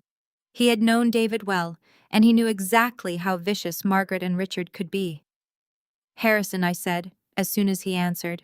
"Claire," he replied, his voice serious. "I just received a copy of the emergency injunction Margaret legal team filed. It is a bloodbath. They are throwing everything at the wall. We need to draft a defense strategy immediately. I can have an injunction filed to counter their claims by tomorrow morning. We are going to fight this every step of the way." "No, we are not," I said calmly. There was a pause on the line. "I am sorry, what did you just say?" "We are not fighting them, Harrison. I just had a meeting with Naomi. I want you to contact Margaret legal team right now. Tell them we are not contesting the subpoena. Tell them I am completely surrendering." "Claire, are you out of your mind?" Harrison asked, his voice rising in alarm. "If you surrender, they take the company. They take the estate. They strip you of your legal standing as his executor. You cannot just hand them David legacy because they are bullying you. We have the military directive. We have the high ground." "Just listen to me," I said, keeping my voice steady and commanding. "Set up a formal mediation session at their lawyer office for tomorrow afternoon. Tell them I am broken, I am out of money, and I am ready to sign the unilateral transfer of all corporate assets and liabilities to Margaret and Richard." Harrison let out a heavy, frustrated sigh. "Claire, I cannot advise you to do this. This is financial suicide. They are taking everything. They think they are taking everything." I corrected him. "I am going to email you a secured file in exactly 5 minutes. I want you to read it. I want you to read every single page. And when you are done, you are going to draft the transfer documents exactly the way they want them." I ended the call. The mediation took place at 2 in the afternoon inside the sleek, glass-paneled conference room of Margaret Elite Legal Team. I walked in wearing the same beige trench coat and plain black sweater from my meeting with Naomi. I made sure my shoulders were slumped. I kept my gaze fixed firmly on the polished mahogany table. Harrison Reed walked in beside me carrying a thick leather briefcase, his expression carved from stone. Across the table sat the united front of my adversaries. Margaret sat perfectly upright, wrapped in a charcoal designer suit, her hands neatly folded. Richard sat to her right, aggressively chewing a piece of gum, his leg bouncing with nervous, arrogant energy. Naomi sat to her left, looking like a victorious general. She wore a sharp emerald green dress, her posture exuding absolute dominance. They had brought 3 senior partners from the firm. It was a calculated show of force designed to intimidate a grieving widow into submission. The lead attorney slid a heavily bound stack of documents across the long table. These are the relinquishment forms. The attorney stated, his voice a smooth, practiced baritone. They stipulate the immediate, unconditional transfer of the residential deed back to the family trust. Furthermore, they authorize the complete transfer of your controlling shares and executive rights in the logistics company directly to Richard. You will waive all spousal rights to probate claims, and you will vacate the premises by the end of the week. Harrison picked up the document. He flipped through the pages, his jaw tightening. And the settlement amount, Harrison asked, his voice sharp. My client was informed there would be a severance allowance to facilitate her transition. I do not see a single financial concession listed anywhere in these clauses. Margaret let out a short, dismissive scoff. There is no settlement, Margaret said coldly. Claire is walking away with exactly what she brought into this family. Nothing. She should consider herself lucky we are not suing her for the emotional distress she caused us at the bank yesterday. Harrison slammed his hand down flat on the mahogany table. The loud smack echoed sharply against the glass walls. The three opposing lawyers flinched, but I kept my eyes perfectly trained on my hands resting in my lap. This is not a mediation. This is extortion, Harrison roared, pushing his chair back and standing up. You are asking a legal widow to sign away a multi-million-dollar corporate asset and a prime piece of real estate for absolutely zero compensation. We hold the military directive. We hold the deed to the house. You have zero legal ground to force this transfer without a payout. If you think we are going to accept these terms, you are out of your minds. I will tie this estate up in federal probate court for the next 7 years. Harrison was putting on the performance of a lifetime. The night before, he had read the executive summary I sent from the encrypted drive. He knew enough to understand the strategy, but he had not yet reviewed the raw financial evidence. He knew the company was $14 million in debt to the Internal Revenue Service. He knew Richard had embezzled operational funds to pay off underground gambling syndicates. He knew Naomi was running phantom shell companies to launder the cash. He knew they were all standing on a financial landmine. His outrage was entirely theatrical, a brilliant piece of legal misdirection designed to make them feel like they were fighting for a prize. Richard puffed out his chest, leaning aggressively across the table. You want to go to court? Reed? Richard snarled, his face turning a blotchy red. Go ahead. We have more lawyers, more money, and more time than she does. My mother will freeze every asset tied to the estate. We will bury your client in legal motions until she cannot even afford to buy groceries. She will be bankrupt before we even reach the discovery phase. Naomi leaned forward, resting her chin on her steepled fingers. Her dark eyes locked onto mine, burning with vicious satisfaction. I warned you yesterday, Claire, Naomi said, her voice dropping to a low, lethal purr. You played a dangerous game, and you lost. We will ruin your professional reputation. We have already started talking to the defense contractors at the country club. If you try to fight us for David money, the entire cybersecurity sector will know exactly how you treated a dying veteran. Your lucrative little consulting firm will be dead in the water. Sign the papers or we will destroy the only thing you have left. The opposing lawyers sat in silence, letting Naomi and Richard deliver the brutal threats. They were letting the family play the role of the aggressors, perfectly content to watch a widow get bullied into surrendering a fortune. Harrison turned to me, his face a mask of furious indignation. Claire, do not listen to them. We are walking out of here right now. I will file an emergency injunction by 5 o'clock today. We are taking this to trial. Gather your things. We are leaving. I did not move. I let a heavy, suffocating silence fill the large conference room. I let my breathing become shallow and uneven. I slowly raised my hands and pressed them against my face, hiding my eyes. I let my shoulders shake just once, as if a sob had violently forced its way up my throat. When I finally lowered my hands, I looked up at Harrison. I made sure my eyes were wide, completely hollow and brimming with manufactured defeat. I cannot do this anymore, Harrison, I whispered.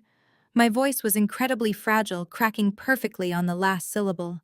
Harrison froze, playing his part flawlessly. Claire, do not let them intimidate you. We have the upper hand here.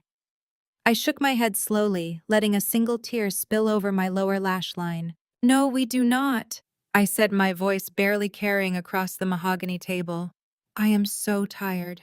David is gone. My husband is gone, and I am sitting here fighting his mother over a company I never even wanted. They have already locked me out of my own home. They are destroying my career. If we go to trial, they are going to drag David's name through the mud just to hurt me. I cannot spend the next decade of my life walking into courtrooms and fighting people who hate me. I turned my gaze away from Harrison and looked directly at Margaret. She sat perfectly still, her eyes gleaming with the predatory triumph of a hunter watching its prey finally collapse. You win, Margaret, I said, my voice trembling with profound resignation.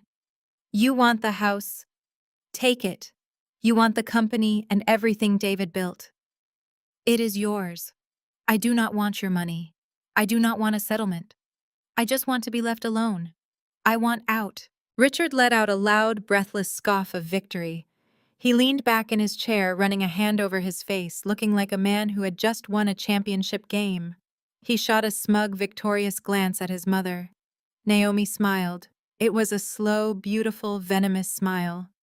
She picked up her designer pen and tapped it lightly against the glass table. That is the smartest decision you have ever made, Claire, Naomi said smoothly. It is a shame it took you this long to realize you never belonged at this table. Harrison let out a heavy, defeated sigh. He looked at me with absolute disappointment, playing the role of a frustrated attorney whose client had just surrendered a golden ticket. Are you absolutely certain about this? Claire, Harrison asked, his tone clipped and professional. If you agree to these terms, you are walking away with zero equity. You are relinquishing all executive protections. You will have no future claim to the corporate profits or the real estate. It is a total, unilateral surrender.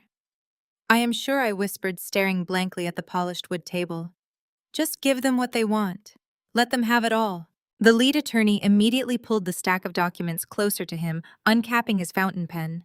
He could barely conceal his eagerness. Very well, the attorney said briskly.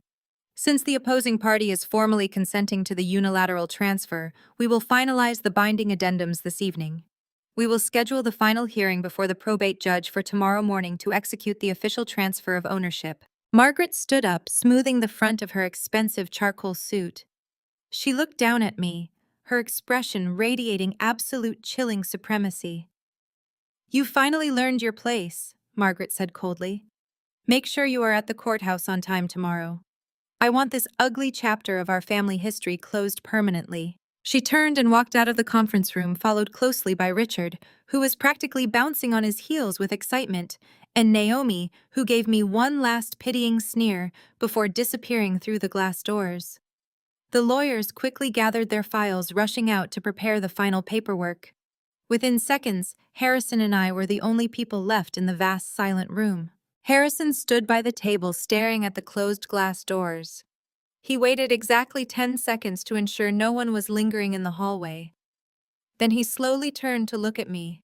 The look of frustrated disappointment vanished from his face, entirely replaced by a sharp, calculating grin. I reached into my pocket, pulled out a tissue, and calmly wiped the single tear from my cheek. I sat up straight, rolling my shoulders back, the fragile, broken widow persona evaporating into the air. That was Oscar-worthy, Harrison murmured, shaking his head in absolute disbelief. I almost believed you were going to break down and cry. They bought it. They swallowed the whole thing. I picked up my bag from the floor and stood up, smoothing the wrinkles from my trench coat. They bought it because their greed is louder than their logic, I replied smoothly. They were so desperate to see me surrender that they never stopped to ask why I was giving up so easily. They think they just bullied me into handing over a gold mine. Harrison chuckled, a low, dark sound as he snapped his leather briefcase shut. Tomorrow morning, the judge is going to legally bind them to a $14 million federal tax debt and an active Department of Justice criminal investigation. They are walking right into an absolute slaughterhouse, and they are doing it with smiles on their faces. I looked out the glass windows of the conference room, watching the busy city street below.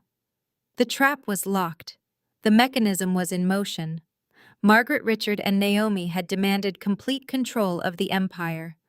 Tomorrow I was going to give them the crown, and then I was going to watch it crush them to dust. We left the hostile law firm and rode the elevator down to the lobby in absolute silence.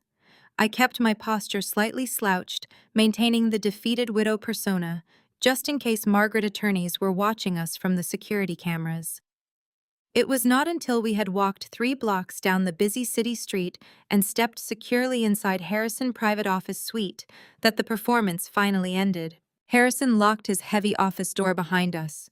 He tossed his leather briefcase onto a leather sofa, walked over to his mahogany desk, and let out a long, heavy exhale.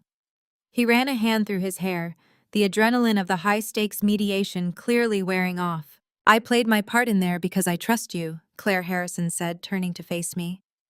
"I read the executive summary you sent to my encrypted server this morning. I know about the $14 million tax debt. I know the company is hemorrhaging cash. That is why I slammed my hand on the table and put on a show for them. But I need to ask you, as your retained legal counsel, why did you surrender so completely?" He walked over to a small cabinet and poured 2 glasses of ice water, handing one to me. "You could have negotiated to keep the residential estate and simply handed them the toxic corporate shares." Harrison continued, his brow furrowed in genuine concern. "You could have demanded a clean severance package from the remaining solvent accounts. Why walk away completely empty-handed? Why give up every single asset without a fight? You essentially just gave them a total victory on paper." I took a slow sip of my water, feeling the icy liquid cool my throat. I set the glass down on his desk.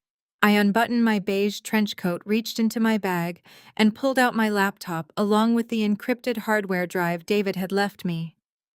Because keeping the house or taking a single dollar in settlement would tie me directly to the blast radius, I replied, my voice steady and completely devoid of emotion. I booted up the laptop, bypassed the standard security protocols, and accessed the isolated partition containing David Forensic Audit. I opened the master directory and turned the screen around, pushing the laptop across the desk toward Harrison. "I sent you the executive summary this morning because it was safe to transmit over a secure network," I explained, tapping the screen. "But I could not send you the raw data. The network packets are too sensitive. You need to look at the source files, Harrison. Look at exactly what Margaret and Richard are fighting so desperately to claim." Harrison set his water glass down and put on his reading glasses. He leaned over the desk, his eyes scanning the dense columns of digital data. I watched his face as he scrolled through the offshore routing numbers tied to Richard underground gambling debts. I watched his eyes narrow as he read through the complex web of phantom logistics contractors Naomi had set up in Delaware. Then I watched the color completely drain from his face as he clicked on the folder containing the unredacted official federal correspondence. Harrison stopped scrolling. He stared at the glowing screen, his mouth slightly parted in absolute unadulterated shock. "Good God," Harrison whispered, his voice barely audible in the quiet office. He took his glasses off, rubbing his eyes, as if he could not believe what he had just read. He looked back at the screen, tracing the Department of Justice seal on the digital notices. "This is not just corporate mismanagement," Claire Harrison said, looking up at me with wide eyes. "This is a massive, coordinated federal crime syndicate. Richard is wiring operational funds directly to unregulated offshore betting rings. Naomi is laundering the stolen money through fake vendor invoices. And Margaret leveraged the family estate using a shadow reverse mortgage just to hide the bleeding. They have completely hollowed out the company." He pointed a shaking finger at the federal notices. "The Internal Revenue Service has not just flagged them for an audit.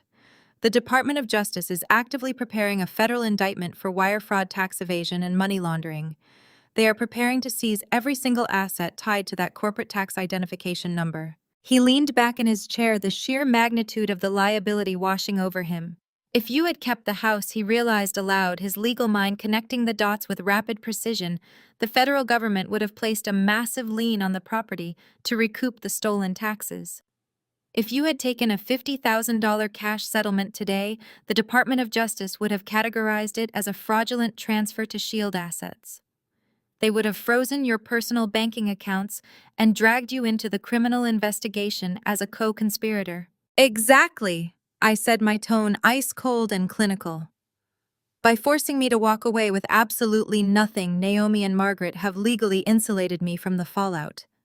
I am severing the chain of custody. I am establishing a clear, documented unilateral departure from the corporate entity prior to the federal indictments.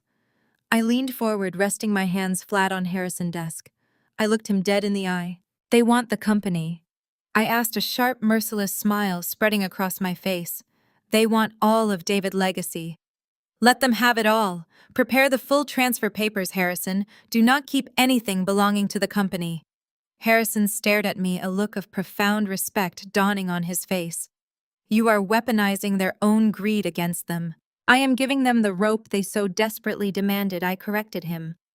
I need you to draft the final addendums for tomorrow morning. I need the legal language to be absolutely airtight.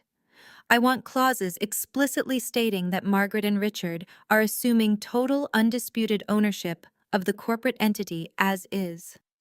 They must legally accept all liabilities, both known and unanticipated.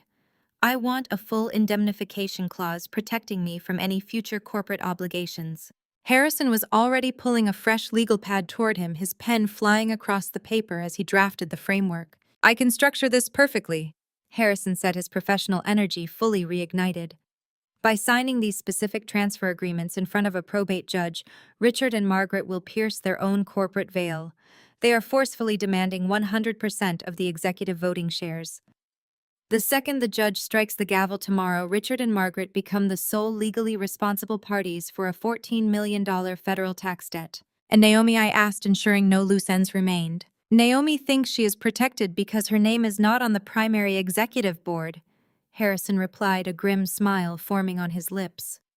But the Department of Justice already has the tax identification numbers for her phantom shell companies. When the federal agents raid the logistics headquarters, they will follow the paper trail directly to her bank accounts. She will be the very first one indicted for wire fraud. They are all going down, Claire. Every single one of them. We spent the next 4 hours drafting the transfer documents. The sun set outside the office windows, casting long shadows across the city skyline, but neither of us felt tired. We were constructing a flawless legal trap, meticulously reviewing every single clause to ensure Margaret attorneys would find no reason to object. We purposefully formatted the documents to look like a standard unconditional surrender. We made sure it looked exactly like a shattered widow simply giving up her rights. Margaret's expensive lawyers would be so eager to secure the assets for their clients that they would likely skim right over the absolute liability clauses. They would see the transfer of the estate deed and the corporate shares, and they would blindly hand the documents to Margaret to sign. As Harrison printed the final heavy stack of transfer agreements, he paused. He looked across the desk at me, his expression softening just a fraction. They are his family, Claire Harrison said quietly. His mother. His brother. Are you absolutely certain you feel no hesitation about this? You are essentially handing them a federal prison sentence. I looked at the freshly printed documents resting on the mahogany desk. I thought about the day David died. I thought about the agonizing pain in his chest, the frantic, terrifying moments on the patio, and the devastating silence that followed. I thought about Margaret slamming an eviction notice in my face before the funeral flowers had even wilted. I thought about Naomi laughing from the window of my bedroom, wearing my clothes, utterly delighted by my grief. I thought about Richard freezing the accounts, trying to humiliate me by forcing me to beg for the money to bury my own husband. They stopped being his family the moment they decided his death was a financial opportunity. I said, my voice unwavering and hard as steel. David spent his final months gathering this evidence because he knew exactly what they were. He built the firewall to protect me. I am simply executing his final directive. They made their choices, Harrison. Tomorrow they get to face the consequences. Harrison nodded slowly, accepting my answer. He placed the transfer agreements into a thick, secure folder and locked his briefcase. Get some sleep tonight, Claire Harrison said, as he walked me toward the office door. Tomorrow morning is going to be the most important performance of your life. I stepped out into the cool night air, the city lights reflecting off the wet pavement. I did not feel exhausted anymore. I felt an incredible electric sense of clarity. The board was set. The pieces were in place. Tomorrow, Margaret would walk into that courtroom expecting a coronation. She had no idea she was actually attending her own execution. The morning air was sharp and biting as I walked up the wide granite steps of the county courthouse. Harrison walked beside me carrying his heavy leather briefcase. I had specifically chosen my wardrobe to reflect the exact narrative Margaret and her legal team desperately wanted to see. I wore a simple, unadorned gray suit. I wore absolutely no jewelry. I had washed my face clean of any makeup, allowing the dark circles of exhaustion from the past few days to show clearly beneath my eyes. I wanted to look like a woman who had spent the entire week crying herself to sleep. I wanted to look like a grieving widow who had absolutely nothing left in the tank. We walked through the metal detectors and made our way to the heavy oak double doors of the probate courtroom. We took our seats at the solid wooden table on the left side of the room. The courtroom was grand and imposing, featuring high vaulted ceilings and dark wood paneling that amplified every single sound. I sat perfectly still, keeping my hands folded neatly in my lap, staring blankly at the polished table.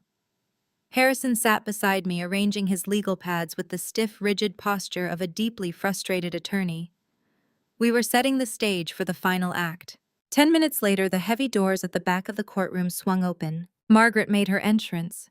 She did not look like a grieving mother who had just buried her eldest son. She looked like a reigning monarch arriving for her coronation. She wore an immaculate tailored black designer suit with a string of heavy, flawless pearls resting against her collarbone. She wore dark, oversized sunglasses that she removed slowly and dramatically as she surveyed the courtroom, ensuring everyone present noticed her arrival. Richard strutted in right behind her. He wore a custom pinstripe suit with a heavy gold watch flashing on his wrist. He projected the arrogant, bloated confidence of a man who believed he had just successfully outsmarted a federal tax audit. Naomi walked beside him, commanding the space entirely. She was a striking African-American woman, and today she had dressed for absolute victory. She wore a stunning crimson sheath dress that highlighted her rich, dark skin, her immaculate braids pulled back into an elegant, commanding style. Her heels clicked sharply and rhythmically against the hardwood floor. She carried herself with the absolute certainty of a conqueror who had just captured a vulnerable empire. Margaret, elite legal team, consisting of 3 senior partners who exuded expensive arrogance, took their places at the opposing table. But Margaret did not sit down immediately. She walked slowly over to my table, Richard and Naomi flanking her like loyal, aggressive foot soldiers. Margaret looked down at me, a cold, triumphant smirk twisting her lips. "You look completely exhausted, Claire," Margaret said, her voice dripping with artificial, condescending pity. "I told you that trying to play in our league would break you. You should have taken the $50,000 I offered you when you had the chance. Now you are leaving with exactly what you deserve. Nothing." Naomi leaned against the wooden divider separating the gallery from the tables. She crossed her arms over her chest and let out a soft, mocking laugh. "It is almost sad watching you sit there looking so pathetic," Naomi sneered, her dark eyes flashing with vicious delight. "You thought you were so clever at the bank yesterday. You thought a piece of paper signed by a dead man would protect you from us. Let this be a lesson, honey. You never belonged in this family. At least you finally had the common sense to surrender before we completely destroyed your little consulting career." Richard adjusted his silk tie, grinning down at me with an expression of pure greed. "Do not worry about the house, Claire." Richard added, his tone thick with malice. "I am sure Naomi and I will redecorate the master bedroom nicely. You can go back to whatever mediocre apartment you came from. Try not to let the door hit you on the way out." I did not react. I did not glare at them, and I did not offer a single sharp retort. I simply looked down at my hands, taking a slow, shaky breath, deliberately letting them believe they had crushed my spirit entirely. Harrison sat beside me, keeping his face arranged in a mask of bitter defeat, playing the part of an outmatched attorney perfectly. Margaret let out a soft huff of supreme satisfaction, turning on her heel and walking back to her side of the courtroom. Richard and Naomi followed, taking their seats and whispering excitedly among themselves. They were practically vibrating with anticipation. A moment later, the bailiff announced the arrival of Judge Mitchell. Everyone in the room stood up. Judge Mitchell was a stern man in his late 60s, with sharp, discerning eyes and a well-known reputation for having absolutely zero tolerance for courtroom theatrics. He took his seat at the high bench, sorting through the thick stack of files his clerk had just handed him. He adjusted his glasses and looked out across the courtroom. The lead attorney for Margaret legal team stood up immediately, buttoning his expensive suit jacket with a theatrical flourish. He projected the absolute confidence of a man who is about to collect a massive billable hour for a highly successful corporate acquisition. "Your Honor!" The attorney began, his rich voice echoing loudly in the silent courtroom. "We are here today on an emergency petition regarding the estate of the late Colonel David Hayes. My clients Margaret and Richard have reached a comprehensive unilateral settlement with the widow. We submitted the signed addendums and the full relinquishment forms to the court clerk this morning for your immediate review." The attorney paced confidently in front of the bench, gesturing toward Margaret and Richard, who sat perfectly upright, attempting to look like dignified heirs. "We are formally requesting that this court execute the immediate and total transfer of the primary residential estate deed back to the family trust."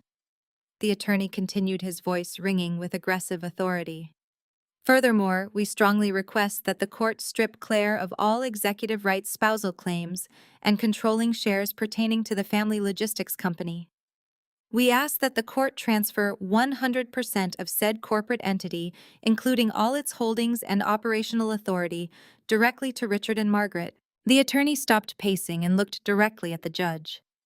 "We are asking you to finalize this total relinquishment of her inheritance rights immediately, Your Honor.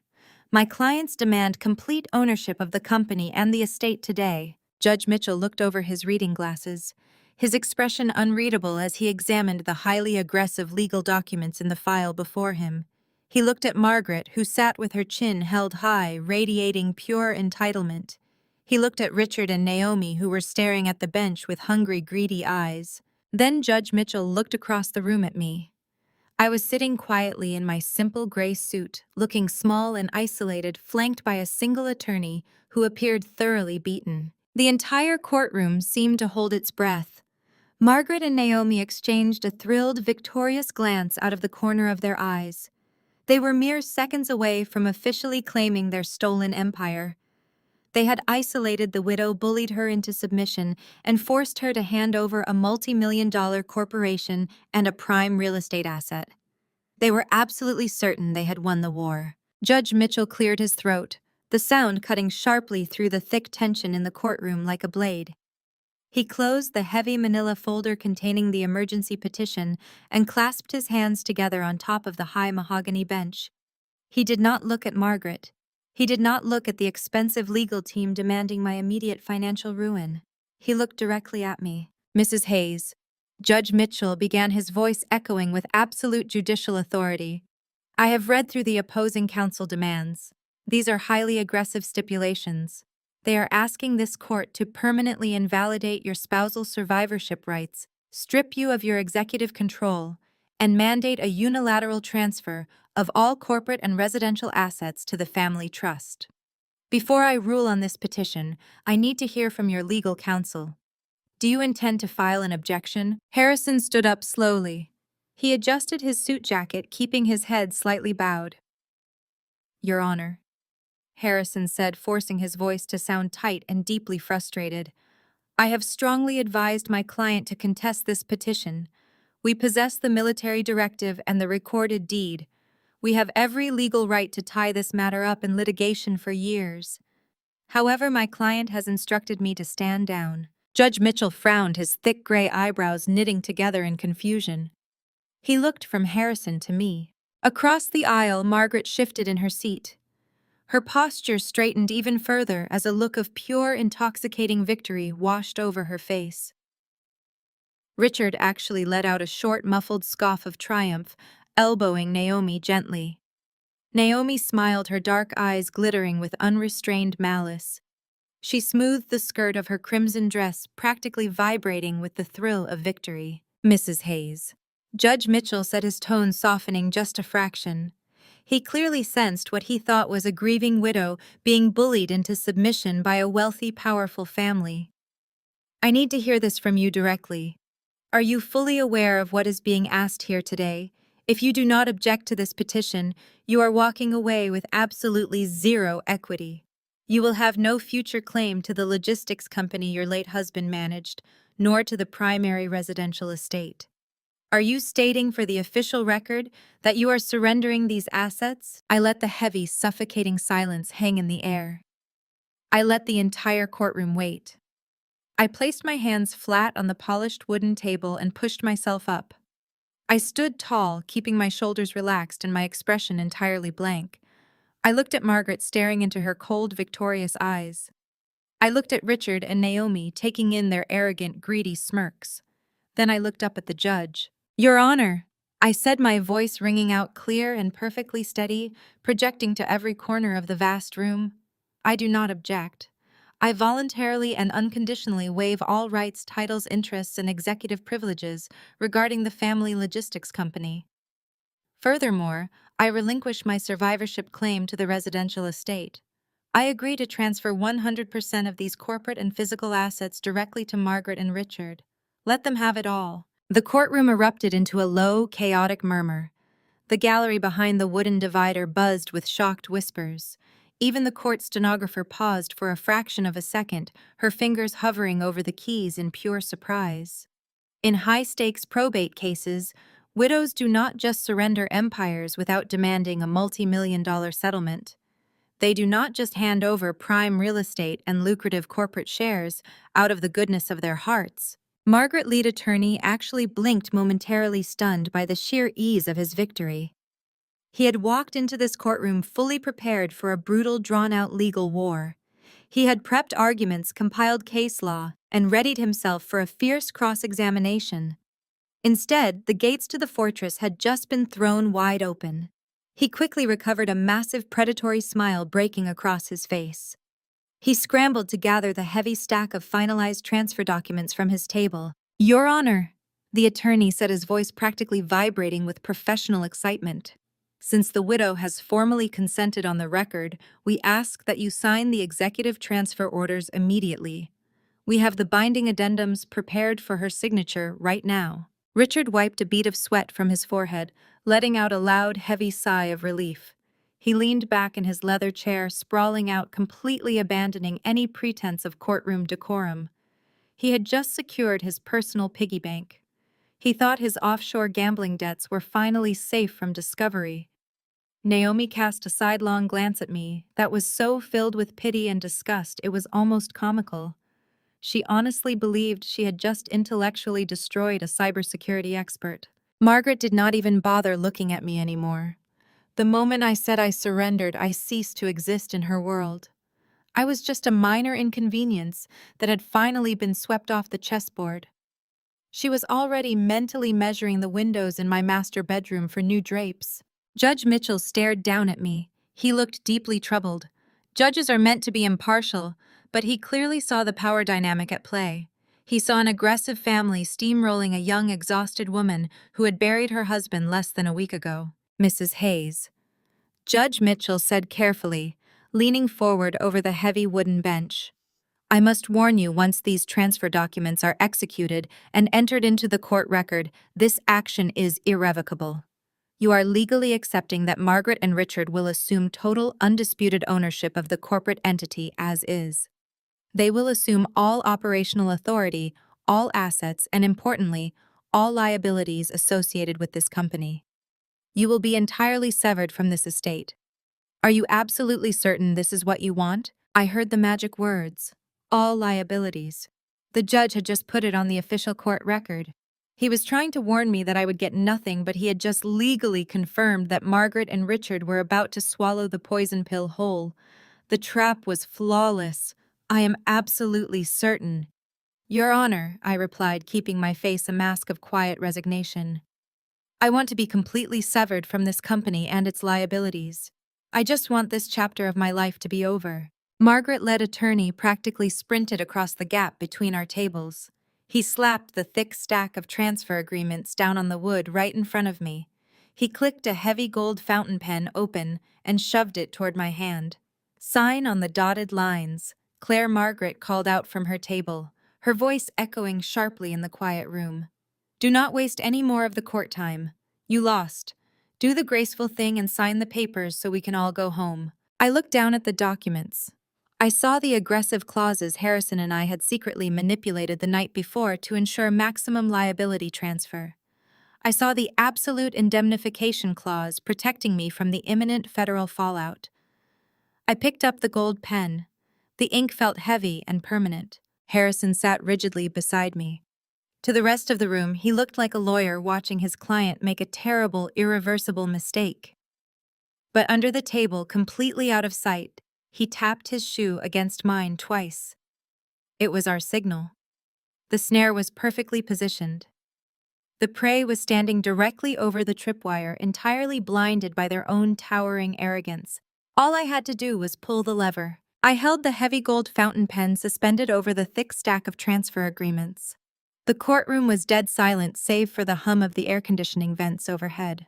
The lead attorney tapped a manicured finger next to the first signature line, impatient and practically salivating. I let my eyes trace the specific legal text printed directly above where I was supposed to sign. Section 4, Paragraph 2. The total unilateral transfer of all corporate assets, properties, and executive voting shares. Right beneath it lay the poison pill Harrison had so beautifully buried in the boilerplate language. The receiving parties hereby assume absolute legal and financial responsibility for all corporate obligations, known and unknown, including pending liens, tax burdens, and federal liabilities. I pressed the nib of the pen to the heavy cardstock. I did not hesitate. I signed my name with sharp, deliberate strokes. I flipped to the next page and signed again. I repeated the process across all 7 copies. With every stroke of the pen, I was legally severing myself from the $14 million federal tax debt. With every signature, I was handing Richard and Margaret the keys to a sinking ship packed with federal explosives. I capped the pen and pushed the stack of papers across the polished wooden table. The lead attorney snatched them up like a starving man grabbing a piece of bread. He quickly verified my signatures, giving Margaret a curt, victorious nod. The attorney carried the documents over to the opposing table. Margaret adjusted her posture, looking down at the papers with a look of pure, unadulterated reverence. The bailiff walked over to officially witness the execution of the transfer. Margaret took the pen. She did not bother to read the liability clauses. People blinded by arrogance never read the fine print. They only see what they want to see. She saw her beloved family company returning to her absolute control. She signed her name with a grand sweeping flourish, cementing her total ownership of the corporate entity. She passed the documents to Richard. Richard grabbed the pen with sweaty, eager hands. He scrawled his name across the executive transfer lines, officially naming himself the sole undisputed president and chief executive officer of the logistics company. He was officially piercing his own corporate veil. By signing that line, he was tying his personal identity directly to the money laundering operation he had been running to fund his offshore gambling addiction. He was taking all the legal heat straight onto his own shoulders. Naomi stood right behind Richard, resting her hands on his shoulders. Her dark, striking features were illuminated by a smile of pure, malicious triumph. She leaned down and whispered something in his ear, clearly congratulating him on securing their fortune. She thought her phantom shell companies in Delaware were safe. She thought she had just secured a lifetime supply of designer clothes and luxury vacations. She had absolutely no idea that the federal government already possessed her banking routing numbers. The lead attorney gathered the fully executed documents. He handed the primary copies to the court clerk, who stamped them with the official county seal. The heavy metallic thud of the stamp echoed loudly in the quiet room. It was done. The transaction was irrevocable. The trap had officially sprung shut. Margaret stood up from her chair. She smoothed the front of her expensive black suit and walked slowly toward the center aisle, positioning herself so she was looking down at me. She wanted to savor her victory. She wanted to twist the knife one last time. "You really thought you could outsmart us, Claire," Margaret said, her voice low and chilling, echoing clearly in the quiet courtroom. "You thought you could walk into our lives, manipulate my son, and walk away with our generational wealth. Look at you now. You are leaving this courtroom with absolutely nothing. You are a complete fool." Margaret took a step closer, her eyes narrowing with vicious delight. "You were always just a temporary fixture, Claire. A midlife crisis my son dragged home. You have no class, no pedigree, and no business sense. The fact that you just signed away a logistics empire without demanding a single dollar proves exactly how pathetic you are. You do not even have the spine to fight for your own survival. Richard stood up, buttoning his custom pinstripe jacket. You should have stayed in your lane, he sneered, tossing his gold pen onto the table. You tried to play hardball with the big boys, and now you are unemployed, homeless, and broke. I will make sure the security guards at the main corporate office have your photo on file. If you ever step foot on my property again, I will have you arrested for trespassing. We are going to erase every trace of you from that house. The first thing I am doing is throwing all your cheap, tasteless furniture into a dumpster. You are entirely irrelevant to this family now. Naomi took a slow, deliberate step forward, her crimson dress catching the harsh courtroom lights. She looked at me with an expression of profound, condescending pity. It really is a tragedy, Naomi purred, her voice dripping with venom. You had a golden ticket, Claire. But you were too weak to hold on to it. You should go back to your little cybersecurity firm and pretend none of this ever happened. Although, considering how easily we broke you today, I severely doubt you have the mental fortitude to protect anyone's digital assets. You are a fraud, Claire. A weak, helpless little fraud. Do not worry. Richard and I will take excellent care of the estate. Maybe we will send you a postcard from Paris when we take our victory vacation next month. I sat perfectly still. I did not rise to their bait. I kept my face arranged in a mask of quiet, hollow defeat.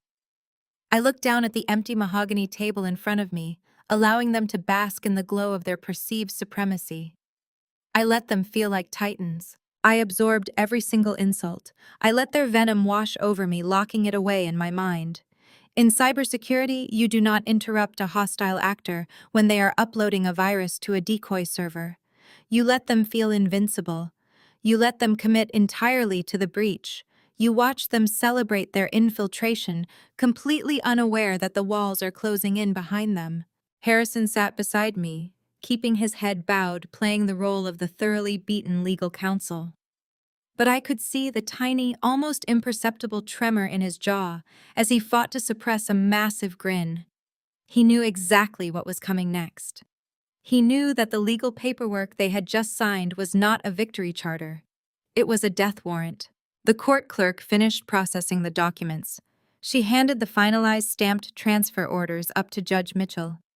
The judge adjusted his glasses, reviewing the heavy red seals that made the document legally binding. The courtroom was thick with anticipation. Margaret, Richard, and Naomi turned their attention back to the bench, their faces glowing with absolute unrestrained triumph. They were waiting for the judge to officially dismiss me and finalize their glorious acquisition. They had no idea the sky was about to fall. Judge Mitchell closed the heavy manila folder. He folded his hands deliberately over the stack of freshly stamped transfer documents. The sharp, decisive sound of the cardboard snapping shut echoed like a gunshot in the silent courtroom. He looked over the rim of his glasses, his piercing gaze fixing directly on Margaret and her highly paid legal team. Mrs. Hayes. Judge Mitchell began, his voice dropping to a gravelly, authoritative timbre that demanded absolute attention. Since you and your son have now officially and irrevocably accepted the unilateral transfer of this corporate entity and all associated liabilities, the court has an obligation to inform you of an emergency federal filing we received moments before this hearing commenced. Margaret's chin was still held high, but her confident smile faltered just a fraction. Her lead attorney frowned, stepping forward with a sudden look of deep unease. "What filing, Your Honor?" the attorney asked, his voice losing all its previous arrogant swagger. At exactly 8 in the morning, Judge Mitchell read from a separate sheet of paper on his bench. The United States Department of Justice, in conjunction with the Internal Revenue Service, executed a federal sealing order on the logistics company you just legally claimed. Furthermore, they have formally levied a $14 million federal tax lien against the corporation. The courtroom instantly turned into a vacuum. All the air was violently sucked out of the room. Judge Mitchell did not stop. He looked directly at Richard. In addition to the massive financial lien, the Department of Justice has opened an active criminal investigation into the executive officers of this company for systematic wire fraud, tax evasion, and international money laundering. And since you, Richard Hayes, have just legally signed your name as the sole undisputed president and chief executive officer, accepting the company entirely, as is you are now the primary individual legally and financially responsible for this $14 million federal debt. The judge pushed his glasses up his nose, his expression utterly merciless. Are you and your mother prepared to explain this to the federal agents waiting in the hallway? Margaret's face turned a ghastly translucent shade of gray. The pristine, untouchable high society matriarch vanished in a single millisecond. Her mouth fell open in a silent, suffocating gasp. She raised a trembling hand to her throat, her fingers desperately clutching the heavy string of flawless pearls around her neck. The pearls snapped under the violent tension, scattering across the hardwood floor like tiny, frantic hailstones. Margaret's knees gave out completely. She collapsed backward into her heavy wooden chair. A harsh, wheezing sound, tearing from her lungs as the crushing weight of a $14 million federal debt slammed directly into her chest. Mother Richard screamed, but his voice was entirely stripped of his usual bloated confidence. It was the high-pitched, terrified shriek of a cornered animal. Richard spun around, staring wildly at the court clerk who was currently holding the finalized transfer agreements. His brain finally caught up to the catastrophic reality of what he had just done. He had not just claimed a company. He had just signed a full legal confession to a federal crime scene. He had willingly chained himself to a sinking ship, while the federal government was already firing the torpedoes. No, wait! Richard roared, his face flushing a volatile, blotchy purple. He lunged forward across the mahogany table. That is a mistake. We did not know. She tricked us. He reached frantically for the stack of documents resting near the clerk desk. His hands clawed wildly at the air, his manicured fingernails scraping against the polished wood. He managed to grab the edge of the top page, attempting to violently rip the freshly signed contract in half. "Do not touch those documents," Judge Mitchell bellowed, slamming his wooden gavel down with explosive force. "Bailiff, restrain that man immediately." A heavily armed court bailiff sprinted across the aisle. He grabbed Richard by the shoulder, physically yanking him back from the clerk desk. Richard struggled, flailing his arms like a petulant child, screaming that the contract was invalid, that he wanted his signature removed. He looked absolutely pathetic, a grown man in a custom pinstripe suit whining to a judge to save him from his own boundless greed. "The transfer is executed and entered into the court record," Judge Mitchell shouted. Over Richard panicked, screaming. "Any attempt to destroy court documents will result in an immediate charge of contempt and obstruction of justice. Stand down, Mr. Hayes." But the true masterpiece of the morning was not Richard's hysterical meltdown or Margaret hyperventilating collapse. The true masterpiece was Naomi. Naomi, the brilliant, ruthless architect of the phantom shell companies. Naomi, who just 10 minutes ago had worn her crimson dress like a victory banner and mocked my intelligence. She understood federal law better than anyone else at that table. She knew exactly what a Department of Justice money laundering investigation meant. She knew they had the routing numbers. She knew her offshore accounts were already glowing neon red on a federal monitor somewhere. The pristine united front of the family empire shattered into a million jagged pieces right in the middle of the courtroom. Richard, breathing heavily and restrained by the bailiff, turned to his wife with wild, pleading eyes. "Naomi, call the bank. Transfer the offshore money. We have to hire a criminal defense team right now." Naomi's face was completely devoid of color. Her dark, striking features were twisted into a mask of pure, unadulterated terror. She looked at Richard, her husband, the man she had conspired with for years to bleed the company dry. Then she took a sharp, violent step backward, physically distancing herself from him as if he were carrying a lethal virus. "Do not talk to me!"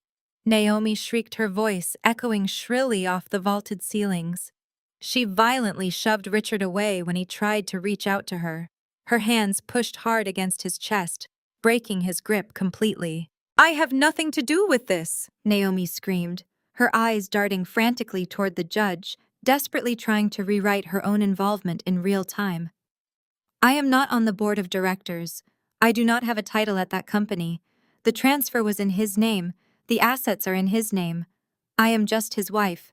I did not sign those papers. Naomi, what are you doing? Richard gasped, utterly betrayed, his voice cracking with shock. You set up the vendor accounts. You wrote the invoices. Shut your mouth, Naomi roared, completely abandoning her polished high society persona. She pointed a trembling manicured finger right at Richard's face. You are the vice president. You are the one with the gambling debts. You dragged me into this mess, and I am not going to federal prison because you are too stupid to read a contract.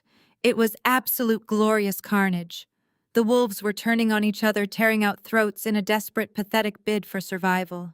The lead attorney for Margaret stopped packing his briefcase and raised both hands in the air, physically backing away from the defense table. Your Honor, the attorney said, his voice loud and frantic, desperate to distance himself. My firm was retained strictly for probate and estate transfer. We do not handle federal criminal defense. We are officially withdrawing as counsel for the family effective immediately. Margaret let out a devastating wail. The woman who had proudly called me a parasite just yesterday was now hyperventilating, entirely abandoned by her legal team, her daughter-in-law, and her own arrogant hubris. The fortress of wealth and intimidation she had built around herself had collapsed into a pile of worthless rubble in less than 2 minutes. Richard was still straining against the bailiff grip, crying openly now. The heavy gold watch on his wrist looked absurdly out of place on a man who was about to be federally indicted. He looked at me across the courtroom, his eyes wide, terrified and pleading. He wanted me to save him. He wanted the young widow he had relentlessly bullied to somehow reverse the trap. I did not offer him a single ounce of sympathy. I sat perfectly still at my table. Harrison leaned back in his chair, watching the implosion with the quiet satisfaction of an attorney who had just executed a flawless legal checkmate. I simply kept my face arranged in a mask of perfect icy composure, quietly watching their empire burn to the ground. I stood up from my chair. The simple scrape of the wooden legs against the floor sounded remarkably loud, cutting through the frantic, high-pitched arguing still erupting from Richard and Naomi across the aisle. I took my time. I reached down and slowly buttoned the center button of my gray suit jacket. I smoothed the fabric, ensuring my posture was absolutely flawless. I stepped out from behind the plaintiff table. The armed bailiff, who was still maintaining a firm grip on Richard's shoulder to keep him from lunging at the clerk desk, watched me approach with cautious eyes. He did not intervene. He recognized that the power dynamic in this courtroom had entirely shifted. I was no longer the fragile, grieving widow they needed to protect. I was the architect of the collapse unfolding before them. I stopped directly in front of Margaret. She was slumped heavily in her expensive wooden chair, her face a terrifying shade of translucent ash. Her chest heaved with shallow, erratic breaths as she stared blankly at the scattered pearls resting on the hardwood floor. When she sensed my presence, she slowly lifted her head. The look in her eyes was a mixture of sheer terror and desperate confusion. She was waiting for a lifeline. Despite everything, she still possessed the deeply ingrained arrogance of a wealthy woman who believed someone would always bail her out of a mess. She thought I might show mercy. You wanted everything David left behind, Margaret, I said. My voice was not loud, but it carried an absolute freezing authority that made even Naomi stop her screaming to listen. You wanted the corporate shares. You wanted the operational control. You wanted the family estate. You demanded it all, and you were willing to destroy my professional reputation and my sanity to get it. Margaret's lips trembled, but no sound came out. She gripped the armrests of her chair so tightly, her knuckles were stark white. You have it. I continued, my tone clinical and merciless. Every single toxic, federally indicted piece of it belongs to you and Richard now. But you made one massive, fatal miscalculation. You assumed David was as blind and incompetent as the rest of you. You thought he was completely unaware that his own mother and brother were bleeding his legacy dry. I took a slow step closer, forcing her to look me in the eye. David knew exactly what Richard was doing with the offshore gambling syndicates. He knew about Naomi Phantom Shell companies laundering the operational capital. He knew you leveraged the house to fund your country club lifestyle. And he knew the Department of Justice was coming. He spent his final months gathering the evidence needed to bury you. Richard stopped struggling against the bailiff. His mouth fell open in stunned horror. Naomi let out a choked sound of pure disbelief, her hands flying to her mouth as the reality of her exposure set in. They had spent all their energy fighting for a $14 million debt, completely unaware that their crimes had already been cataloged by the very man they were stealing from. Because he knew the federal government was about to seize the company, David made sure I would never be touched by the fallout I explained, delivering the final, devastating blow. Over a year ago, David legally and quietly severed his personal wealth from your fraudulent corporate entity. He initiated a survivor benefit plan, transferring 100% of his military pension directly to me. A federal pension is entirely immune to corporate creditors. He established a private trust containing a $5 million life insurance policy, naming me as the sole irrevocable beneficiary. And he moved every single clean, solvent technological investment he possessed into a shielded portfolio entirely under my name. Margaret gasped a sharp, ragged intake of air that sounded like she was physically suffocating. "You fought tooth and nail for a bankrupt shell," I said, leaning down slightly so my voice was right near her ear. "The actual liquid cash, the millions of dollars you desperately needed to pay off your debts, has been legally beyond your reach for 12 months. It is safe, it is clean, and it belongs exclusively to me." Naomi sank against the wooden gallery divider, her legs giving out completely. She realized the horrifying truth. The money she thought she was fighting for did not exist. They were going to federal prison, and there was absolutely no secret fortune waiting for them on the other side. They were completely, irreparably broke. "He left you nothing but the consequences of your own greed," I whispered, ensuring the absolute finality of my words sank deep into Margaret's mind. "He built an impenetrable fortress to protect me, and he left you standing directly in the line of fire. You wanted to rule the family legacy, Margaret. Enjoy your empire." I straightened my posture, turning my back on her gasping, broken form. I looked at Harrison, who was already standing by our table. He had his briefcase in hand, a look of profound professional respect etched across his features. He gave me a single approving nod. We walked side by side down the center aisle of the courtroom. The heavy oak doors loomed ahead. Behind us, the reality of the situation finally triggered absolute pandemonium. Margaret began to sob openly, a loud, ugly sound of complete despair that echoed off the vaulted ceilings. Richard started shouting at the judge, violently begging to withdraw his signature, pleading that he had been coerced. Naomi shrieked at him, cursing his name and blaming him for destroying her life. As we reached the back of the courtroom, the heavy double doors swung open from the outside. A team of federal agents wearing dark suits and stern expressions stepped into the aisle, their badges clearly visible. They were moving in to secure the newly confessed corporate officers. They parted slightly, allowing Harrison and me to pass through. I stepped out into the brightly lit courthouse hallway.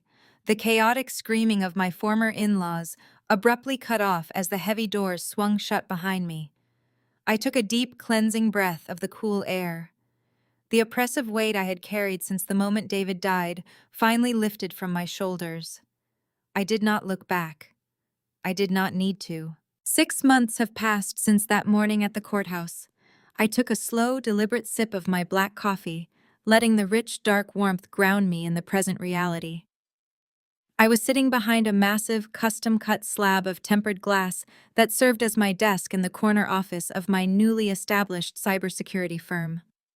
The space was exactly as I had always envisioned it, sleek, impenetrable, and perched high above the bustling streets of downtown Washington, D.C. The walls were lined with advanced threat monitoring screens, a digital fortress built entirely on my own terms, funded by the clean-shielded tech investments David had so brilliantly secured for me before his death. I leaned back in my ergonomic leather chair and glanced up at the flat-screen television mounted on the far wall. It was tuned to a national financial news network. The breaking news ticker scrolling across the bottom of the screen caught my attention, followed by a familiar, heavily publicized mugshot. Richard's face flashed across the high-definition display. He looked nothing like the arrogant, custom-suited vice president who had sneered at me across a mahogany conference table. In the harsh lighting of the booking photograph, he looked bloated, terrified, and utterly broken. The news anchor crisp, professional voice filled my quiet office, detailing the final chapter of a spectacular corporate collapse. The gavel had finally come down on the logistics company fraud scandal. Richard had been convicted of systematic wire fraud, federal tax evasion, and international money laundering. Because he had so eagerly signed his name as the sole chief executive officer on that fateful morning in probate court, voluntarily accepting the company entirely as is, he absorbed the absolute entirety of the criminal liability. He could not claim ignorance. He could not blame a deceased brother. The federal judge showed no leniency to a man who had defrauded the government to fund offshore gambling syndicates. Richard was sentenced to 5 years in federal prison. There would be no early parole, no luxury country club accommodations, just a concrete cell, and the crushing realization that his own boundless greed had locked the cage. The broadcast then cut to footage of a sprawling, familiar suburban estate. Margaret pristine, multi-million-dollar mansion. The camera panned across the meticulously manicured lawn, focusing on a massive, brightly colored bank foreclosure sign hammered directly into the front yard. The federal authorities had moved swiftly to recoup the stolen $14 million in back taxes. Since Margaret had legally bound herself to the company liabilities by signing the unilateral transfer, the Department of Justice had seized everything in her name. Her hidden reverse mortgage had imploded under the federal scrutiny, and the bank had aggressively reclaimed the property. The high society matriarch, who had spent decades looking down on working-class people who had ruthlessly evicted me from my own home while I was actively mourning my husband, had been forcefully escorted off her property by federal marshals. She was completely bankrupt, stripped of her elite country club memberships, and thoroughly shunned by the wealthy social circle she had sacrificed her own soul to impress. Margaret was currently living in a cramped, low-income rental apartment on the outskirts of the city, utterly isolated and drowning in the public humiliation she feared more than death itself. And then there was Naomi. The anchor briefly mentioned the ongoing investigation into the phantom shell companies, noting that the primary architect of the laundering scheme had struck a ruthless plea deal. Naomi had proven exactly who she was when the walls closed in. The moment the federal agents had raided the logistics headquarters 6 months ago, Naomi had immediately filed for divorce. She did not stand by Richard's side in court. She did not offer Margaret a spare bedroom or a shred of sympathy in her time of need. Instead, Naomi applied her sharp, aggressive pragmatism to her own survival. She ruthlessly emptied whatever minimal, untraceable cash reserves she had managed to hoard in her private accounts, handed the federal prosecutors a mountain of evidence against her husband to secure her own immunity, and completely abandoned Richard to face the federal indictment alone. The thieves had viciously turned on each other, tearing their own family apart for scraps of survival, proving that there is absolutely no honor among parasites. I picked up a sleek silver remote and muted the television. The silence in my office was profound, heavy, and deeply comforting. I set my coffee mug down and reached across my desk, letting my fingertips brush against the silver frame of a photograph resting near my primary monitors. It was a picture of David, taken during a vacation to the Maine coast just a year before his heart failed. He was smiling, his blue eyes crinkling at the corners, looking strong, brilliant, and deeply at peace. I looked at his face for a long time. I felt no lingering sorrow, no heavy burden of unresolved grief, and absolutely no pity for the people whose lives had just been dismantled on national television. Margaret, Richard, and Naomi had assumed that David was a stepping stone, a blind veteran they could bleed dry to fund their vanity. They had assumed I was just a weak, easily manipulated child who could be bullied into surrendering her future. They were entirely catastrophically wrong on both counts. David had been a master tactician until his final breath. He had recognized the corruption festering in his own bloodline and had built an impenetrable wall of legal and financial armor to protect the woman he loved. And when he could no longer stand guard, I had picked up his shield and finished the war. I had cleaned the parasites from his legacy. I had protected his honor from being dragged through a muddy, protracted corporate bankruptcy. I had let them dig their own graves, handed them the shovel, and cheerfully watched them jump inside. I am 32 years old. I am the sole owner of a thriving elite cybersecurity firm. I hold a massive, completely untouchable investment portfolio, a $5 million life insurance safety net, and a fiercely independent life built on absolute truth and unyielding strength.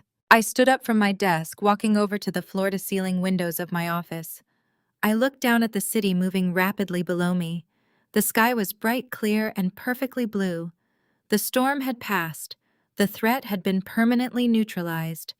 I took a deep, steadying breath, turned back to my monitors, and got to work.